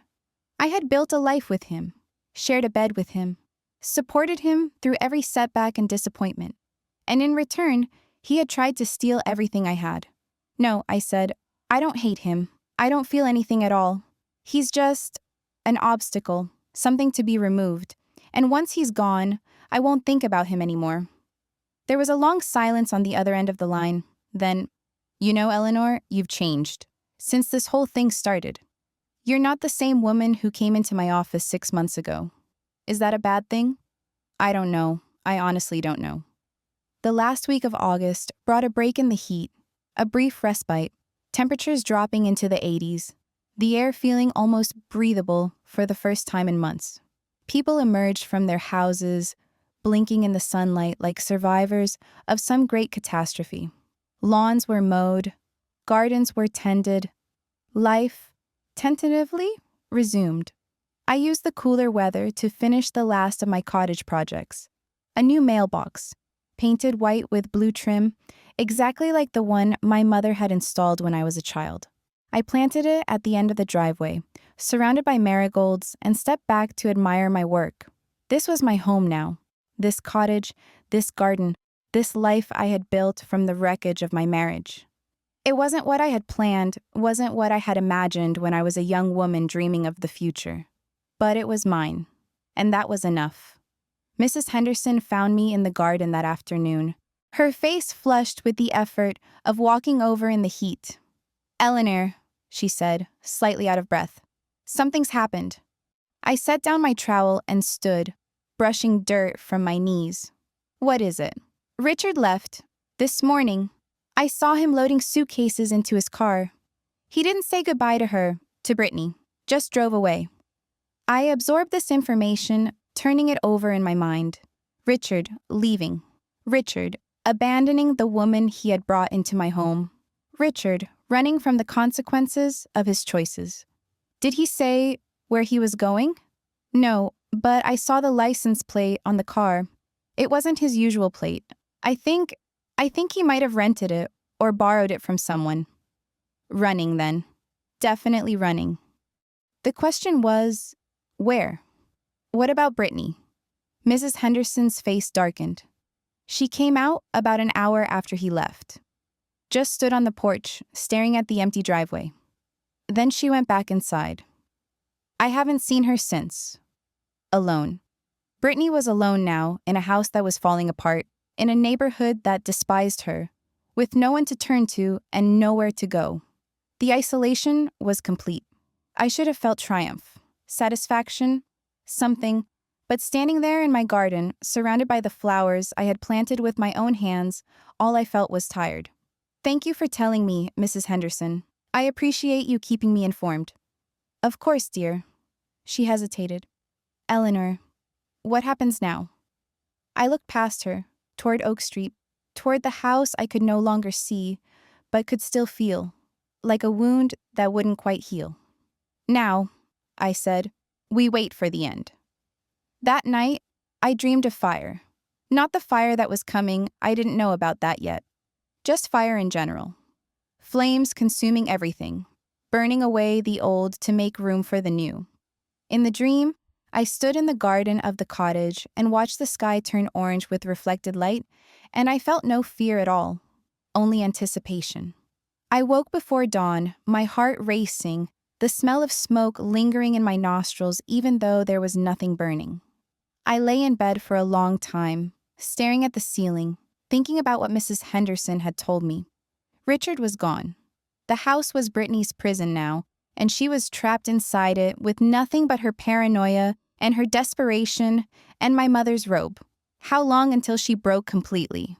Not long, I suspected. Not long at all. I got out of bed and made coffee and watched the sun rise over my garden. The roses were blooming again, stronger than ever after the brief respite from the heat. The lavender swayed in the morning breeze. A cardinal landed on the new mailbox and sang, its voice bright and clear in the quiet dawn. This was my life now. This peace, this beauty, this hard-won solitude. Whatever happened next, whatever fire was coming, I was ready for it. I had been ready for a long time. 2 weeks after Richard left, the fire department received a call at 1:47 in the morning. I know the exact time because I looked it up later in the official report. The call came from a neighbor, not Mrs. Henderson, who was asleep, but from the Petersons, 3 doors down. They had been woken by the smell of smoke and the sound of screaming. But I'm getting ahead of myself.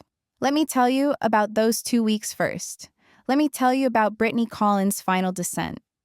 The days after Richard's departure were quiet, eerily quiet.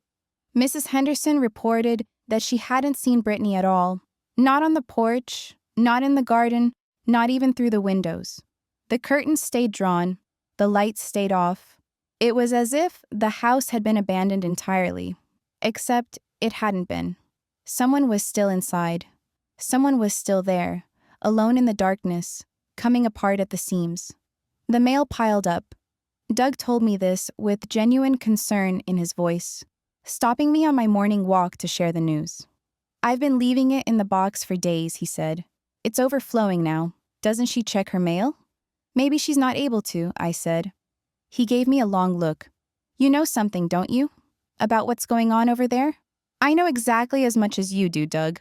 I see a woman who's been abandoned by the man she thought loved her, living in a house that doesn't belong to her, with no friends and no support and no way out. If she's not checking her mail, it's because she's given up on expecting anything good to arrive. He nodded slowly, accepting this explanation. That's a sad thing, Mrs. Mitchell. A sad thing indeed. It was sad. I allowed myself to acknowledge that, even as I refused to feel sorry for her. Brittany Collins had made her choices, and those choices had led her here. The loneliness, the desperation, the creeping madness, those were the consequences of her own actions. I had simply accelerated the timeline. On day 4, the lights came back on. Mrs. Henderson called me immediately, breathless with the news. She's moving around in there. I can see her shadow passing the windows. And the lights. All the lights are on now, every room in the house. Maybe she's looking for something. At 3 in the morning? I said nothing. There was nothing to say. On day 6, Brittany emerged. I wasn't there to see it, but Mrs. Henderson was, and she described the scene in vivid detail. Brittany had come out onto the porch around noon, blinking in the sunlight like a mole emerging from underground. She was wearing the silk robe, my mother's robe, over what appeared to be pajamas. Her hair was a tangled mess. Her feet were bare. She had stood there for nearly an hour, Mrs. Henderson said, just standing, staring at nothing, swaying slightly in the hot breeze. Then she had turned and gone back inside, and the door had closed behind her. It was like watching a ghost, Mrs. Henderson told me, her voice hushed, like watching someone who wasn't entirely there anymore. On day 8, the delivery started. Packages arrived every day now, sometimes 2 or 3 times a day. Amazon boxes mostly, but also packages from security companies and electronics retailers. Mrs. Henderson tracked them obsessively, reporting each arrival like a field researcher documenting the behavior of an exotic animal. Motion sensors, she said. More cameras, some kind of alarm system, and candles. Lots of candles. Big ones, small ones, every color you can imagine. She's been ordering candles by the dozen. Candles. The word lodged in my brain, joining the other pieces I had been collecting. The lighter in the bathroom drawer, the silk robe on the door, the woman inside, drinking and smoking and slowly losing her grip on reality. The conditions were almost complete. On day 10, Patricia called me with unexpected news. "I found Richard," she said. Or rather, I found out where he went. Where? His mother's house in Florida. He's been there since he left. Apparently, he's not coming back. I absorbed this. Richard in Florida, with his mother, running home to mommy like a scared child. It was pathetic, really. After all his bluster, all his scheming, all his attempts to steal my house and my life, he had simply given up and run away. What about the legal proceedings? I talked to Margaret. She says he's not contesting anything anymore. He's agreed to walk away entirely. No claim on the house, no claim on any marital assets. He just wants it to be over. And Brittany? What about her? Is she included in his surrender? Is he making any provisions for her? There was a pause. No, he hasn't mentioned her at all. As far as he's concerned, she doesn't exist. Of course Richard would abandon her the moment she became inconvenient. That was who he was. That was who he had always been. He took what he wanted and discarded what he didn't need, and Brittany Collins had just discovered that she fell into the second category. So she's alone, I said, completely alone. In a house that's about to have a tax lien placed on it, with no income, no support, and no way out. It looks that way, yes. I thanked Patricia and hung up. Then I sat in my garden and thought about what came next. The logical thing to do would be to wait for the legal proceedings to conclude. In a few weeks, the court would rule in my favor. Brittany would be ordered to vacate the property. If she refused, the sheriff's department would remove her. The house would be mine again, legally and officially, and I could sell it or demolish it or do whatever I pleased. But that felt too clean, too easy. After everything that had happened, the betrayal, the humiliation, the months of careful sabotage, a simple eviction notice seemed anticlimactic. I didn't want Brittany Collins to leave quietly. I wanted her to leave with nothing. I wanted her to understand, finally and completely, that she had lost. That everything she had tried to steal had turned to ashes in her hands. Ashes. The word resonated in my mind, joining the others. Lighter, robe, candles, fire. I hadn't planned the fire. I want to be clear about that. I hadn't set out to burn down my mother's house, to destroy the property that had been in my family for 3 generations. That was never the goal. But I had created the conditions. And sometimes, conditions have a way of reaching their own conclusions. Day 12 was the last day I saw Brittany Collins before the fire. I was walking past Oak Street in the evening, as I had been doing every few days. Just checking in, just observing. The house looked worse than ever. The lawn had given up entirely, reduced to brown stubble and bare patches of dirt. The mailbox was overflowing, letters and packages spilling onto the ground. The windows were dark, the curtains drawn tight against the world, but as I watched, a light appeared, a single flame flickering in one of the downstairs windows. Then another and another. Candles. She was lighting candles. I stood on the sidewalk and watched as the flames multiplied, filling the window with their warm, dancing glow. How many were there? Dozens, maybe. Perhaps more. The whole room seemed to be on fire with candlelight. A pagan display of desperation and loneliness, and magical thinking. What was she doing in there? Praying? Performing some kind of ritual? Trying to summon the love that had abandoned her, or banish the demons that haunted her nights? I would never know. I only knew what I could see. A woman alone in a house full of candles, wearing a silk robe, surrounded by accelerants she didn't even know were dangerous. The lighter was in the bathroom drawer. Had she found it yet? Was she using it to light those candles? I turned and walked home. There was nothing left to do. The stage was set. The actors were in place. All that remained was the final act. The night of the fire, I was 200 kilometers away. I had booked the spa retreat weeks earlier. Patricia's suggestion, actually. "You need to get away," she had said. "Clear your head. You've been so focused on this situation, you're forgetting to take care of yourself." She was right, of course. She usually was. So I had made the reservation, packed a bag, and driven north to Serenity Springs Spa and Resort, a place I had visited many times before, a place where I was known and recognized and utterly above suspicion. I checked in on Thursday afternoon. I had dinner in the restaurant that evening. I attended a yoga class on Friday morning, had a massage on Friday afternoon, spent Friday evening reading by the fireplace in the main lodge. I was surrounded by witnesses at every moment, my alibi as solid as a wall of stone. On Friday night, I went to bed early. I was tired, genuinely tired. The kind of exhaustion that comes from months of sustained effort finally releasing its grip. I fell asleep almost immediately, my phone charging on the nightstand, my mind empty of everything but the promise of rest. The call came at 2:15 in the morning. I fumbled for the phone, groggy and disoriented, expecting Patricia or Margaret or some other emergency that required my attention. Instead, I heard Richard's voice. "Eleanor."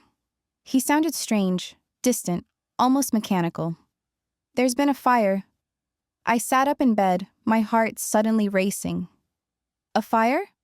"At the house. Our house. The whole thing is burning. The firefighters are there now, but they say it's too late. They say it's a total loss." The house. Burning.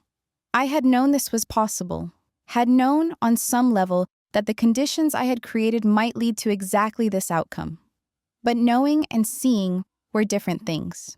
And even though I wasn't there, even though I was 200 kilometers away, with the perfect alibi, I could picture it clearly. The flames consuming the rooms where I had lived for 23 years, the smoke rising into the night sky, the firefighters battling a beast they couldn't defeat. "Is anyone hurt?" My voice came out calm, controlled, the voice of a woman receiving shocking news, not the voice of a woman who had spent 3 months engineering a disaster. "Brittany. She was inside when it started. She got out, but she's hurt. They're taking her to the hospital." "And you? Where are you?" A long pause. "I'm at my mother's house, in Florida." "I wasn't there. I left weeks ago." Of course he had. Richard had saved himself, as he always did. He had run away before the collapse, leaving Brittany to face the consequences alone. "I'm so sorry, Richard. This must be terrible for you." Another pause. Then, "I don't know what to do, Eleanor. The insurance company is going to investigate. The police are going to investigate. They're going to want to know how it started, who was responsible. And Brittany? She's not going to be a reliable witness. She's been having problems, mental problems. You know that."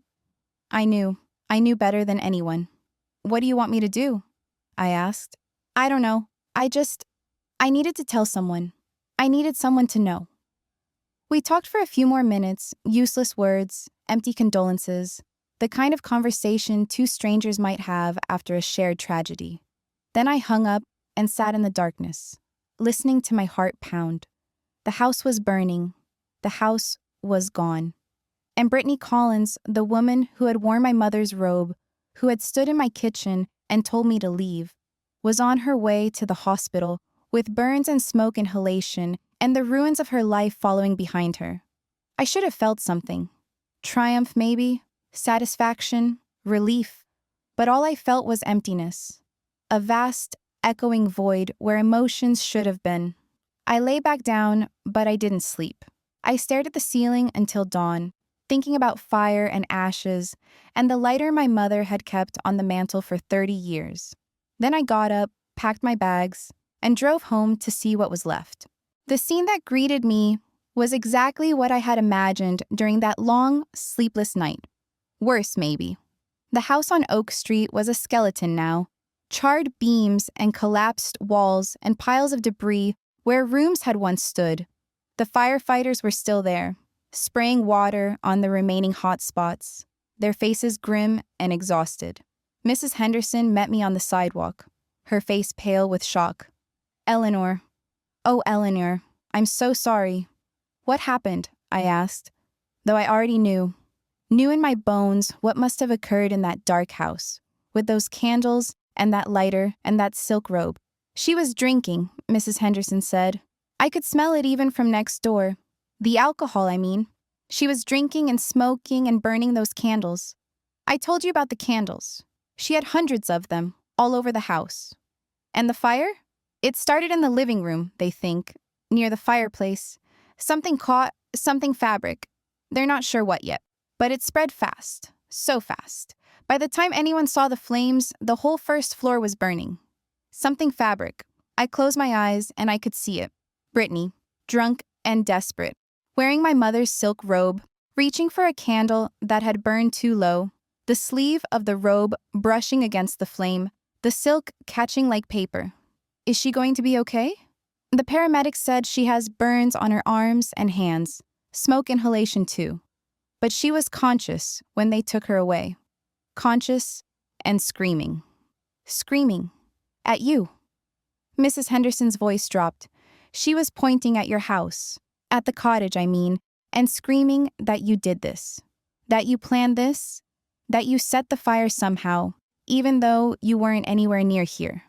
Of course she was screaming. Of course she was blaming me. She had been blaming me for months, and now the final catastrophe had arrived, and she needed someone to hold responsible. But she couldn't prove anything. There was nothing to prove. I had been 200 kilometers away, surrounded by witnesses, documented at every moment. I hadn't lit a single match. I hadn't poured a single accelerant. I had simply created the conditions and let nature take its course. The fire investigator approached me, a woman in her 50s with short gray hair and sharp eyes. Mrs. Mitchell, I understand you own this property. I do. It was my mother's house. She left it to me when she passed. I'm very sorry for your loss. The words were automatic, professional. We're still determining the exact cause of the fire, but it appears to have started accidentally.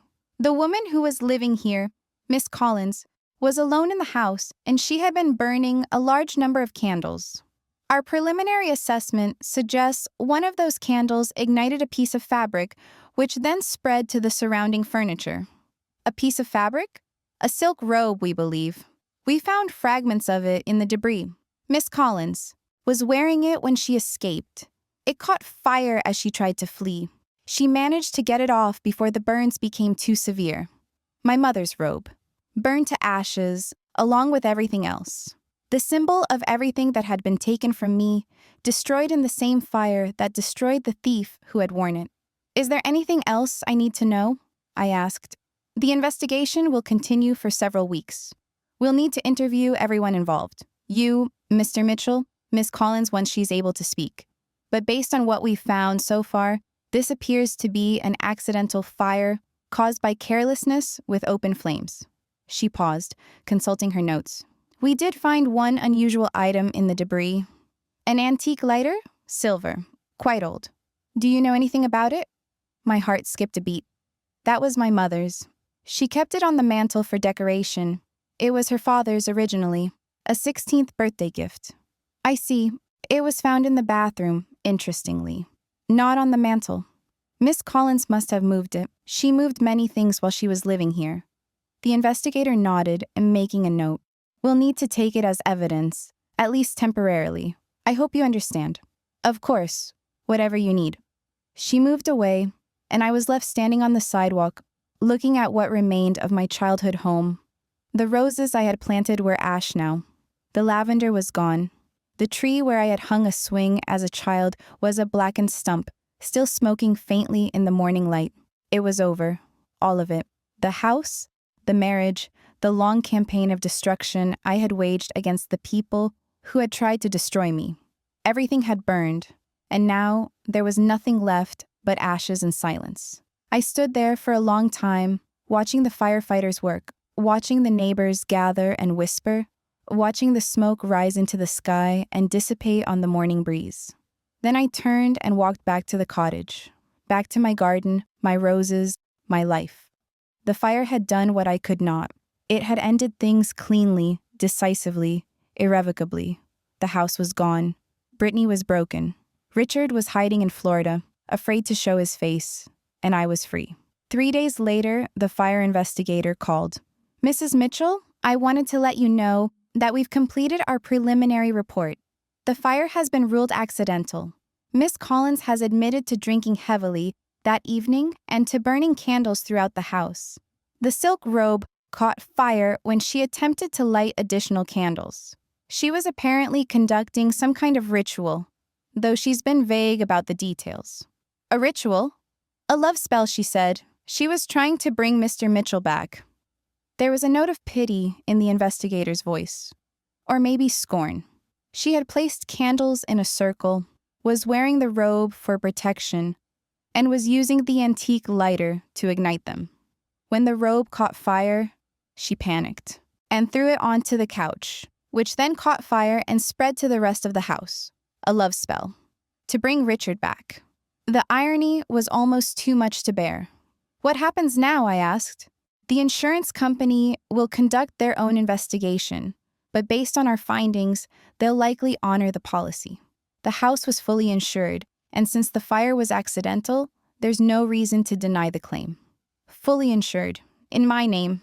I hadn't even thought about that, hadn't considered the financial implications of the fire beyond the loss of the property itself. But now, with the investigator's words echoing in my ears, I understood. The house was gone. But the insurance payout, $1.8 million, according to the policy I had maintained for years, was mine. I had lost a house, and I had gained a fortune. "Thank you for letting me know," I said. "Is there anything else I need to do?" "Just wait for the insurance company to process everything." "And Mrs. Mitchell, I'm sorry for your loss. I understand that house meant a lot to you." "It did," I said. "But it was just a house. Houses can be rebuilt. Lives, too." I didn't say that part out loud, but I thought it. After I hung up, I walked out to the garden. The roses were in full bloom, red and pink and yellow, a riot of color against the white fence. The lavender was fragrant in the morning sun. The birds were singing in the trees. This was my life now.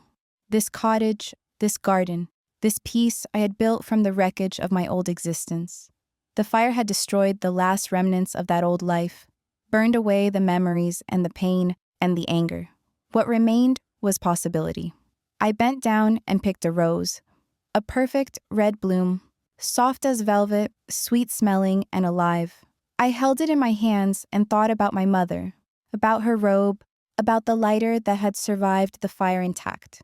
Some things couldn't be destroyed, some things endured, and some things deserved to burn. 6 months later, I bought a house by the sea. It was nothing like the house on Oak Street, nothing like any house I had ever lived in before.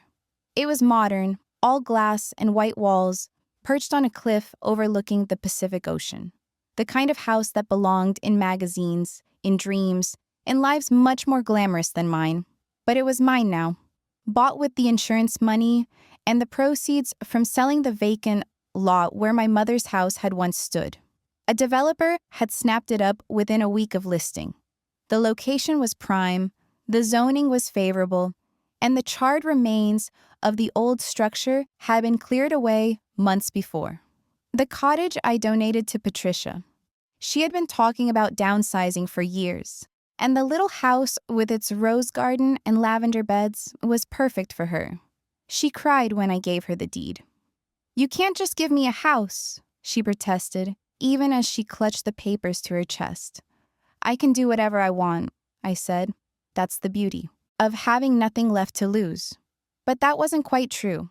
I had things now, new things, better things. A life that was entirely my own, built on ashes and insurance money and the ruins of everything I had been before. The news from Oak Street came in fragments over those 6 months, carried to me by Mrs. Henderson's emails and Patricia's gossip and the occasional newspaper article. Brittany Collins had spent 2 weeks in the hospital recovering from her burns. The damage was significant, but not catastrophic. Second-degree burns on her arms and hands, some scarring that would require plastic surgery, smoke inhalation that left her voice permanently hoarse. She would recover physically. Mentally was another matter. The police had interviewed her extensively, and her story had been erratic, contradictory, desperate. She insisted that I had somehow caused the fire, that I had planted evidence, that I had been sabotaging her for months. But she couldn't prove any of it. The fire investigator's report was clear. Accidental ignition caused by carelessness with open flames. No evidence of foul play, no evidence of anyone else's involvement. The insurance company had their own investigators, and they came to the same conclusion. The policy paid out in full, $1.8 million, deposited into my account 3 months after the fire. I used a portion of it to pay Margaret Chen's final invoice, to settle the last of the legal proceedings, to close the book on my marriage to Richard once and for all. The divorce was finalized in December. Richard didn't contest anything. He signed the papers in Florida and mailed them back without a single phone call, without any attempt to negotiate or argue or fight for anything he had once claimed to want. He was done, beaten, finished. I hadn't heard from him since. Brittany, according to the last reports I received, had left the hospital and checked into a motel on the outskirts of town. She had no money. Whatever savings she might have had were gone, spent on the delusions she had been chasing. She had no friends, no family nearby, no one willing to take her in. She was alone, injured, and broken. I should have felt guilty about that.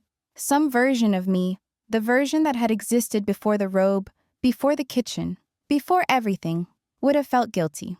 Would have wondered if I had gone too far, if the punishment had exceeded the crime. But that version of me was gone, burned away like everything else. I felt nothing. The move to the beach house happened in January, during a brief window of good weather. Patricia helped me pack the few things I had kept from the cottage, some of my mother's dishes, a few photo albums, the gardening tools I had used to coax beauty from neglect. Everything else I left behind or gave away. Starting fresh, Patricia observed, as we loaded the last box into the truck. Something like that. The beach house was empty when I arrived, a blank canvas waiting to be filled. I spent the first few days just walking through the rooms, feeling the space, listening to the ocean, letting the silence settle into my bones. Then I started to build. I hired a landscaper to create a garden on the cliff. Not the traditional rose garden I had grown up with, but something wilder, more suited to the coastal environment. Native plants, succulents, ornamental grasses that swayed in the sea breeze. It wasn't my mother's garden, but it was mine. I furnished the house slowly, choosing each piece with care. A white sofa facing the windows, a dining table made of reclaimed wood, a bed with linens so soft they felt like clouds. For the first time in my life, I was building a space that reflected only me, my tastes, my preferences, my desires. There was no room for anyone else, and that was exactly how I wanted it. In February, Mrs. Henderson visited. She had driven 4 hours to see me, determined to deliver her news in person rather than over the phone or through email. I made her tea and sat with her on the deck, watching the waves crash against the rocks below. Richard's mother called me, she said, looking for information about the fire. Oh? She wanted to know if I had seen anything suspicious, if I thought you might have been involved. I smiled. And what did you tell her? I told her the truth, that you were 200 kilometers away when the fire started, that you had nothing to do with it, that her son was the one who destroyed that family, not you. Thank you, Mrs. Henderson. I appreciate your honesty. It is honest. She set down her teacup and fixed me with a long, steady look. Eleanor, I've known you for 15 years. I know what kind of person you are. You're not a monster. You're not a villain. You're a woman who was wronged and who found a way to survive it. I didn't respond. What was there to say? But I also know, she continued, that some of what happened wasn't entirely natural. The things moving around the house, Brittany's hair falling out, the phone calls at 3 a.m. I'm not stupid, Eleanor. I put the pieces together. A chill ran down my spine. Had I been discovered? Had Mrs. Henderson, my ally and informant, figured out what I had done? I'm not going to tell anyone, she said, reading the fear in my face. That's not why I came. I came because I wanted you to know that I understand. I understand why you did what you did, and I don't blame you for it. Why not? Because sometimes the only way to fight monsters is to become one yourself. You didn't start this war, they did. They came into your home, wore your mother's robe, tried to steal everything you had, and you fought back the only way you could. I felt tears prick my eyes, the first tears I had shed in months. I thought about just letting the courts handle it, taking the high road, being the bigger person. And what would that have gotten you? Your house back eventually. But they would have walked away clean. No consequences, no punishment, just a slap on the wrist and a chance to do it all over again to someone else. So you're saying I did the right thing? She shook her head.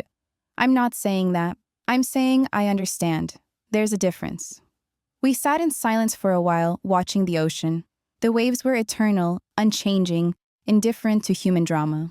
They had crashed against these rocks for millions of years, and they would continue long after everyone who had been involved in this story was dust. What happened to Brittany? I asked finally. Do you know? She left town a few weeks ago. I don't know where she went, probably back to wherever she came from. Ohio, wasn't it? Some small town no one's ever heard of. Back to the beginning. Full circle. I wondered if she had learned anything from her time in my house, from the disaster she had brought upon herself.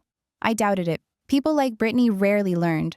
They just found new victims, new schemes, new houses to invade, and lives to steal. But that wasn't my problem anymore. Thank you for coming, Mrs. Henderson. It means more than you know. She reached across and squeezed my hand. You're welcome, dear. And Eleanor? You should know that the neighborhood is glad you're gone. I blinked. Glad. Not because of you. Because of the whole situation. The drama, the fighting, the police, and the fire trucks. It was exhausting. People just want their quiet streets back. I laughed. A real laugh. The first one I had managed in a long time. I can understand that. But they also miss you. The real you, I mean. The woman who brought cookies to every bake sale and organized the block party every summer. That woman was loved, Eleanor. And I hope she's still in there somewhere, underneath everything else. I thought about that for a long time after Mrs. Henderson left. Was she still in there? That version of me, the helpful neighbor, the supportive wife, the woman who believed that kindness and patience would eventually be rewarded? I wasn't sure. I had changed so much over the past year. I had done things that the old Eleanor never would have dreamed of. I had become someone harder, colder, more capable of ruthlessness. But maybe that wasn't entirely a bad thing. Maybe the old Eleanor had been too soft, too trusting, too willing to let people walk all over her. Maybe she had needed to die so that this new version could be born. I looked out at the ocean, at the endless blue stretching to the horizon. I thought about my mother, about her robe, about the lighter that the fire investigator had eventually returned to me. It sat on my mantle now in a glass case. A trophy. A reminder. A warning to anyone who might think about trying to take what was mine. I was Eleanor Mitchell, and I had survived. The final piece of the story came in March. A knock on my door, unexpected and unannounced. I wasn't expecting anyone. Patricia was in the cottage. Mrs. Henderson was 4 hours away, and I had made no friends in my new neighborhood yet. I opened the door to find Richard. He looked terrible. Older, grayer, thinner than I remembered. His clothes were wrinkled, his eyes bloodshot, his entire being radiating exhaustion and defeat. This was not the confident man who had called the police on me in my own kitchen. This was a broken shell of a person coming to beg. Eleanor. His voice was hoarse. Can I come in? I considered saying no. Considered closing the door in his face. Calling the police, having him removed from my property, the same way he had tried to have me removed from mine. It would have been fitting. Poetic even. But I was curious. What could he possibly want after everything that had happened? 5 minutes, I said, and stepped aside. He walked into my house, my new house, my beautiful glass house by the sea, and looked around with something like wonder. This is incredible, he said. I didn't know you could afford something like this. The insurance money was quite generous. He flinched. The fire. Of course. I led him to the deck, to the same chairs where Mrs. Henderson had sat a month before. The ocean was calm today, the waves gentle and rhythmic. It was the kind of day that made you believe in peace, in healing, in the possibility of moving on. Why are you here, Richard? He sat down heavily, his hands clasped between his knees. I don't know, honestly. I needed to see you, to talk to you, to try to understand what happened. What happened is that you brought your mistress into my house, had me removed from my own property, and then watched as everything fell apart. That's what happened. I know, and I'm sorry. For all of it. For the affair, for the house, for everything. I laughed. You're sorry? After everything you did, you're sorry? I am. He looked up at me, and I saw something in his eyes I hadn't expected. Genuine remorse. I was a fool, Eleanor. I threw away 23 years of marriage for a woman who didn't love me, who was only using me to get what she wanted. And by the time I realized it, it was too late. Everything was destroyed. Everything was destroyed because you destroyed it. Not me. You. I know. That's what I'm trying to say. I take full responsibility. For the affair, for the way I treated you, for all of it. We sat in silence for a moment. The waves crashed against the rocks. A seagull cried somewhere in the distance. What do you want from me, Richard? Forgiveness? Absolution? A chance to come back? He shook his head. No. I know I don't deserve any of that. I wanted you to know that I understand now. What I lost. What I threw away. And I wanted to tell you that I hope you're happy. In this new life you've built, I hope you found peace. I studied him. This man I had been married to for 23 years. This stranger I had thought I knew. He looked sincere. Broken, but sincere. I have found peace, I said finally. It took a long time, and it cost me more than I ever imagined. But yes, I'm at peace. He nodded slowly. That's good. That's all I wanted to hear. He stood up, preparing to leave. But at the door, he paused. Eleanor, can I ask you something? You can ask. Brittany, she said you did things to her, moved things around the house, messed with her shampoo, called her in the middle of the night. She said you were trying to drive her crazy. I kept my face perfectly still. Brittany was already losing her mind before I did anything. The stress of the affair, the guilt of stealing another woman's home, those things take a toll. I'm not responsible for her breakdown. But did you, Richard? I cut him off. Does it matter? At this point, after everything that's happened, does it really matter what I did or didn't do? The house is gone. Brittany is gone. Our marriage is over. The only question that matters now is, what comes next? He stared at me for a long moment. Then slowly, he nodded. You're right, it doesn't matter. Goodbye, Richard. Goodbye, Eleanor. He walked out the door, down the path, to his rental car parked in my driveway. I watched him go. This man who had once been my husband, my partner, my life. He got into the car, started the engine, and drove away. I never saw him again. The garden took a year to mature. The landscaper had warned me that coastal gardens need time. The salt air, the wind, the harsh conditions all conspire against growth. But I was patient. I had learned patience in the hardest school imaginable, and now I applied it to something beautiful rather than destructive. By the second spring, the succulents had spread across the cliff face, their strange shapes and colors creating a tapestry of life where there had been only rock before. The ornamental grasses swayed in the breeze, whispering secrets to each other. The native flowers bloomed in bursts of yellow and purple and white, attracting butterflies and hummingbirds and all manner of beautiful things. I spent my days in that garden now, planting, weeding, nurturing. The same hands that had moved furniture in the dead of night, that had switched shampoo bottles and dialed numbers at 3 a.m. Those hands now coaxed life from soil and stone. Was it redemption? I wasn't sure. I wasn't sure I needed redemption. What I had done for survival, for justice, for the simple, primal satisfaction of seeing those who had wronged me brought low. But the garden was something else. The garden was creation rather than destruction. The garden was a proof that I could build as well as tear down. My mother would have been proud. Of the garden, at least. Maybe not of everything else, but she would have understood.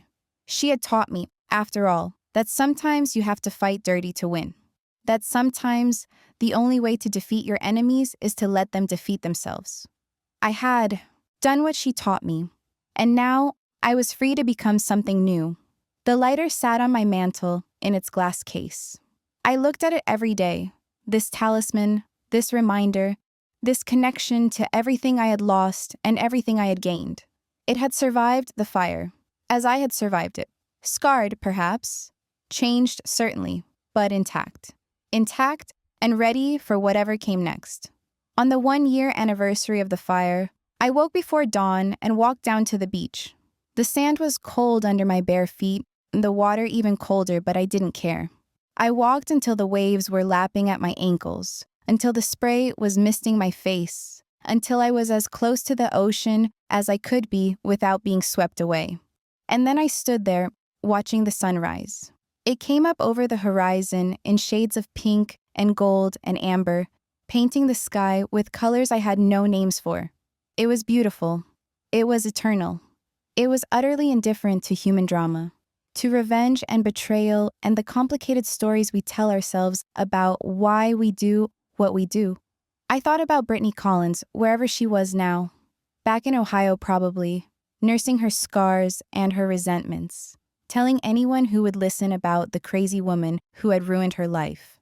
She would never understand what had really happened. She would never see the full picture. I thought about Richard, hiding in Florida with his mother, his career in ruins, his dreams of stealing my house reduced to ashes. He understood more than Brittany, I suspected. He knew, on some level, that he had brought this on himself. But he would never admit it. That wasn't who he was.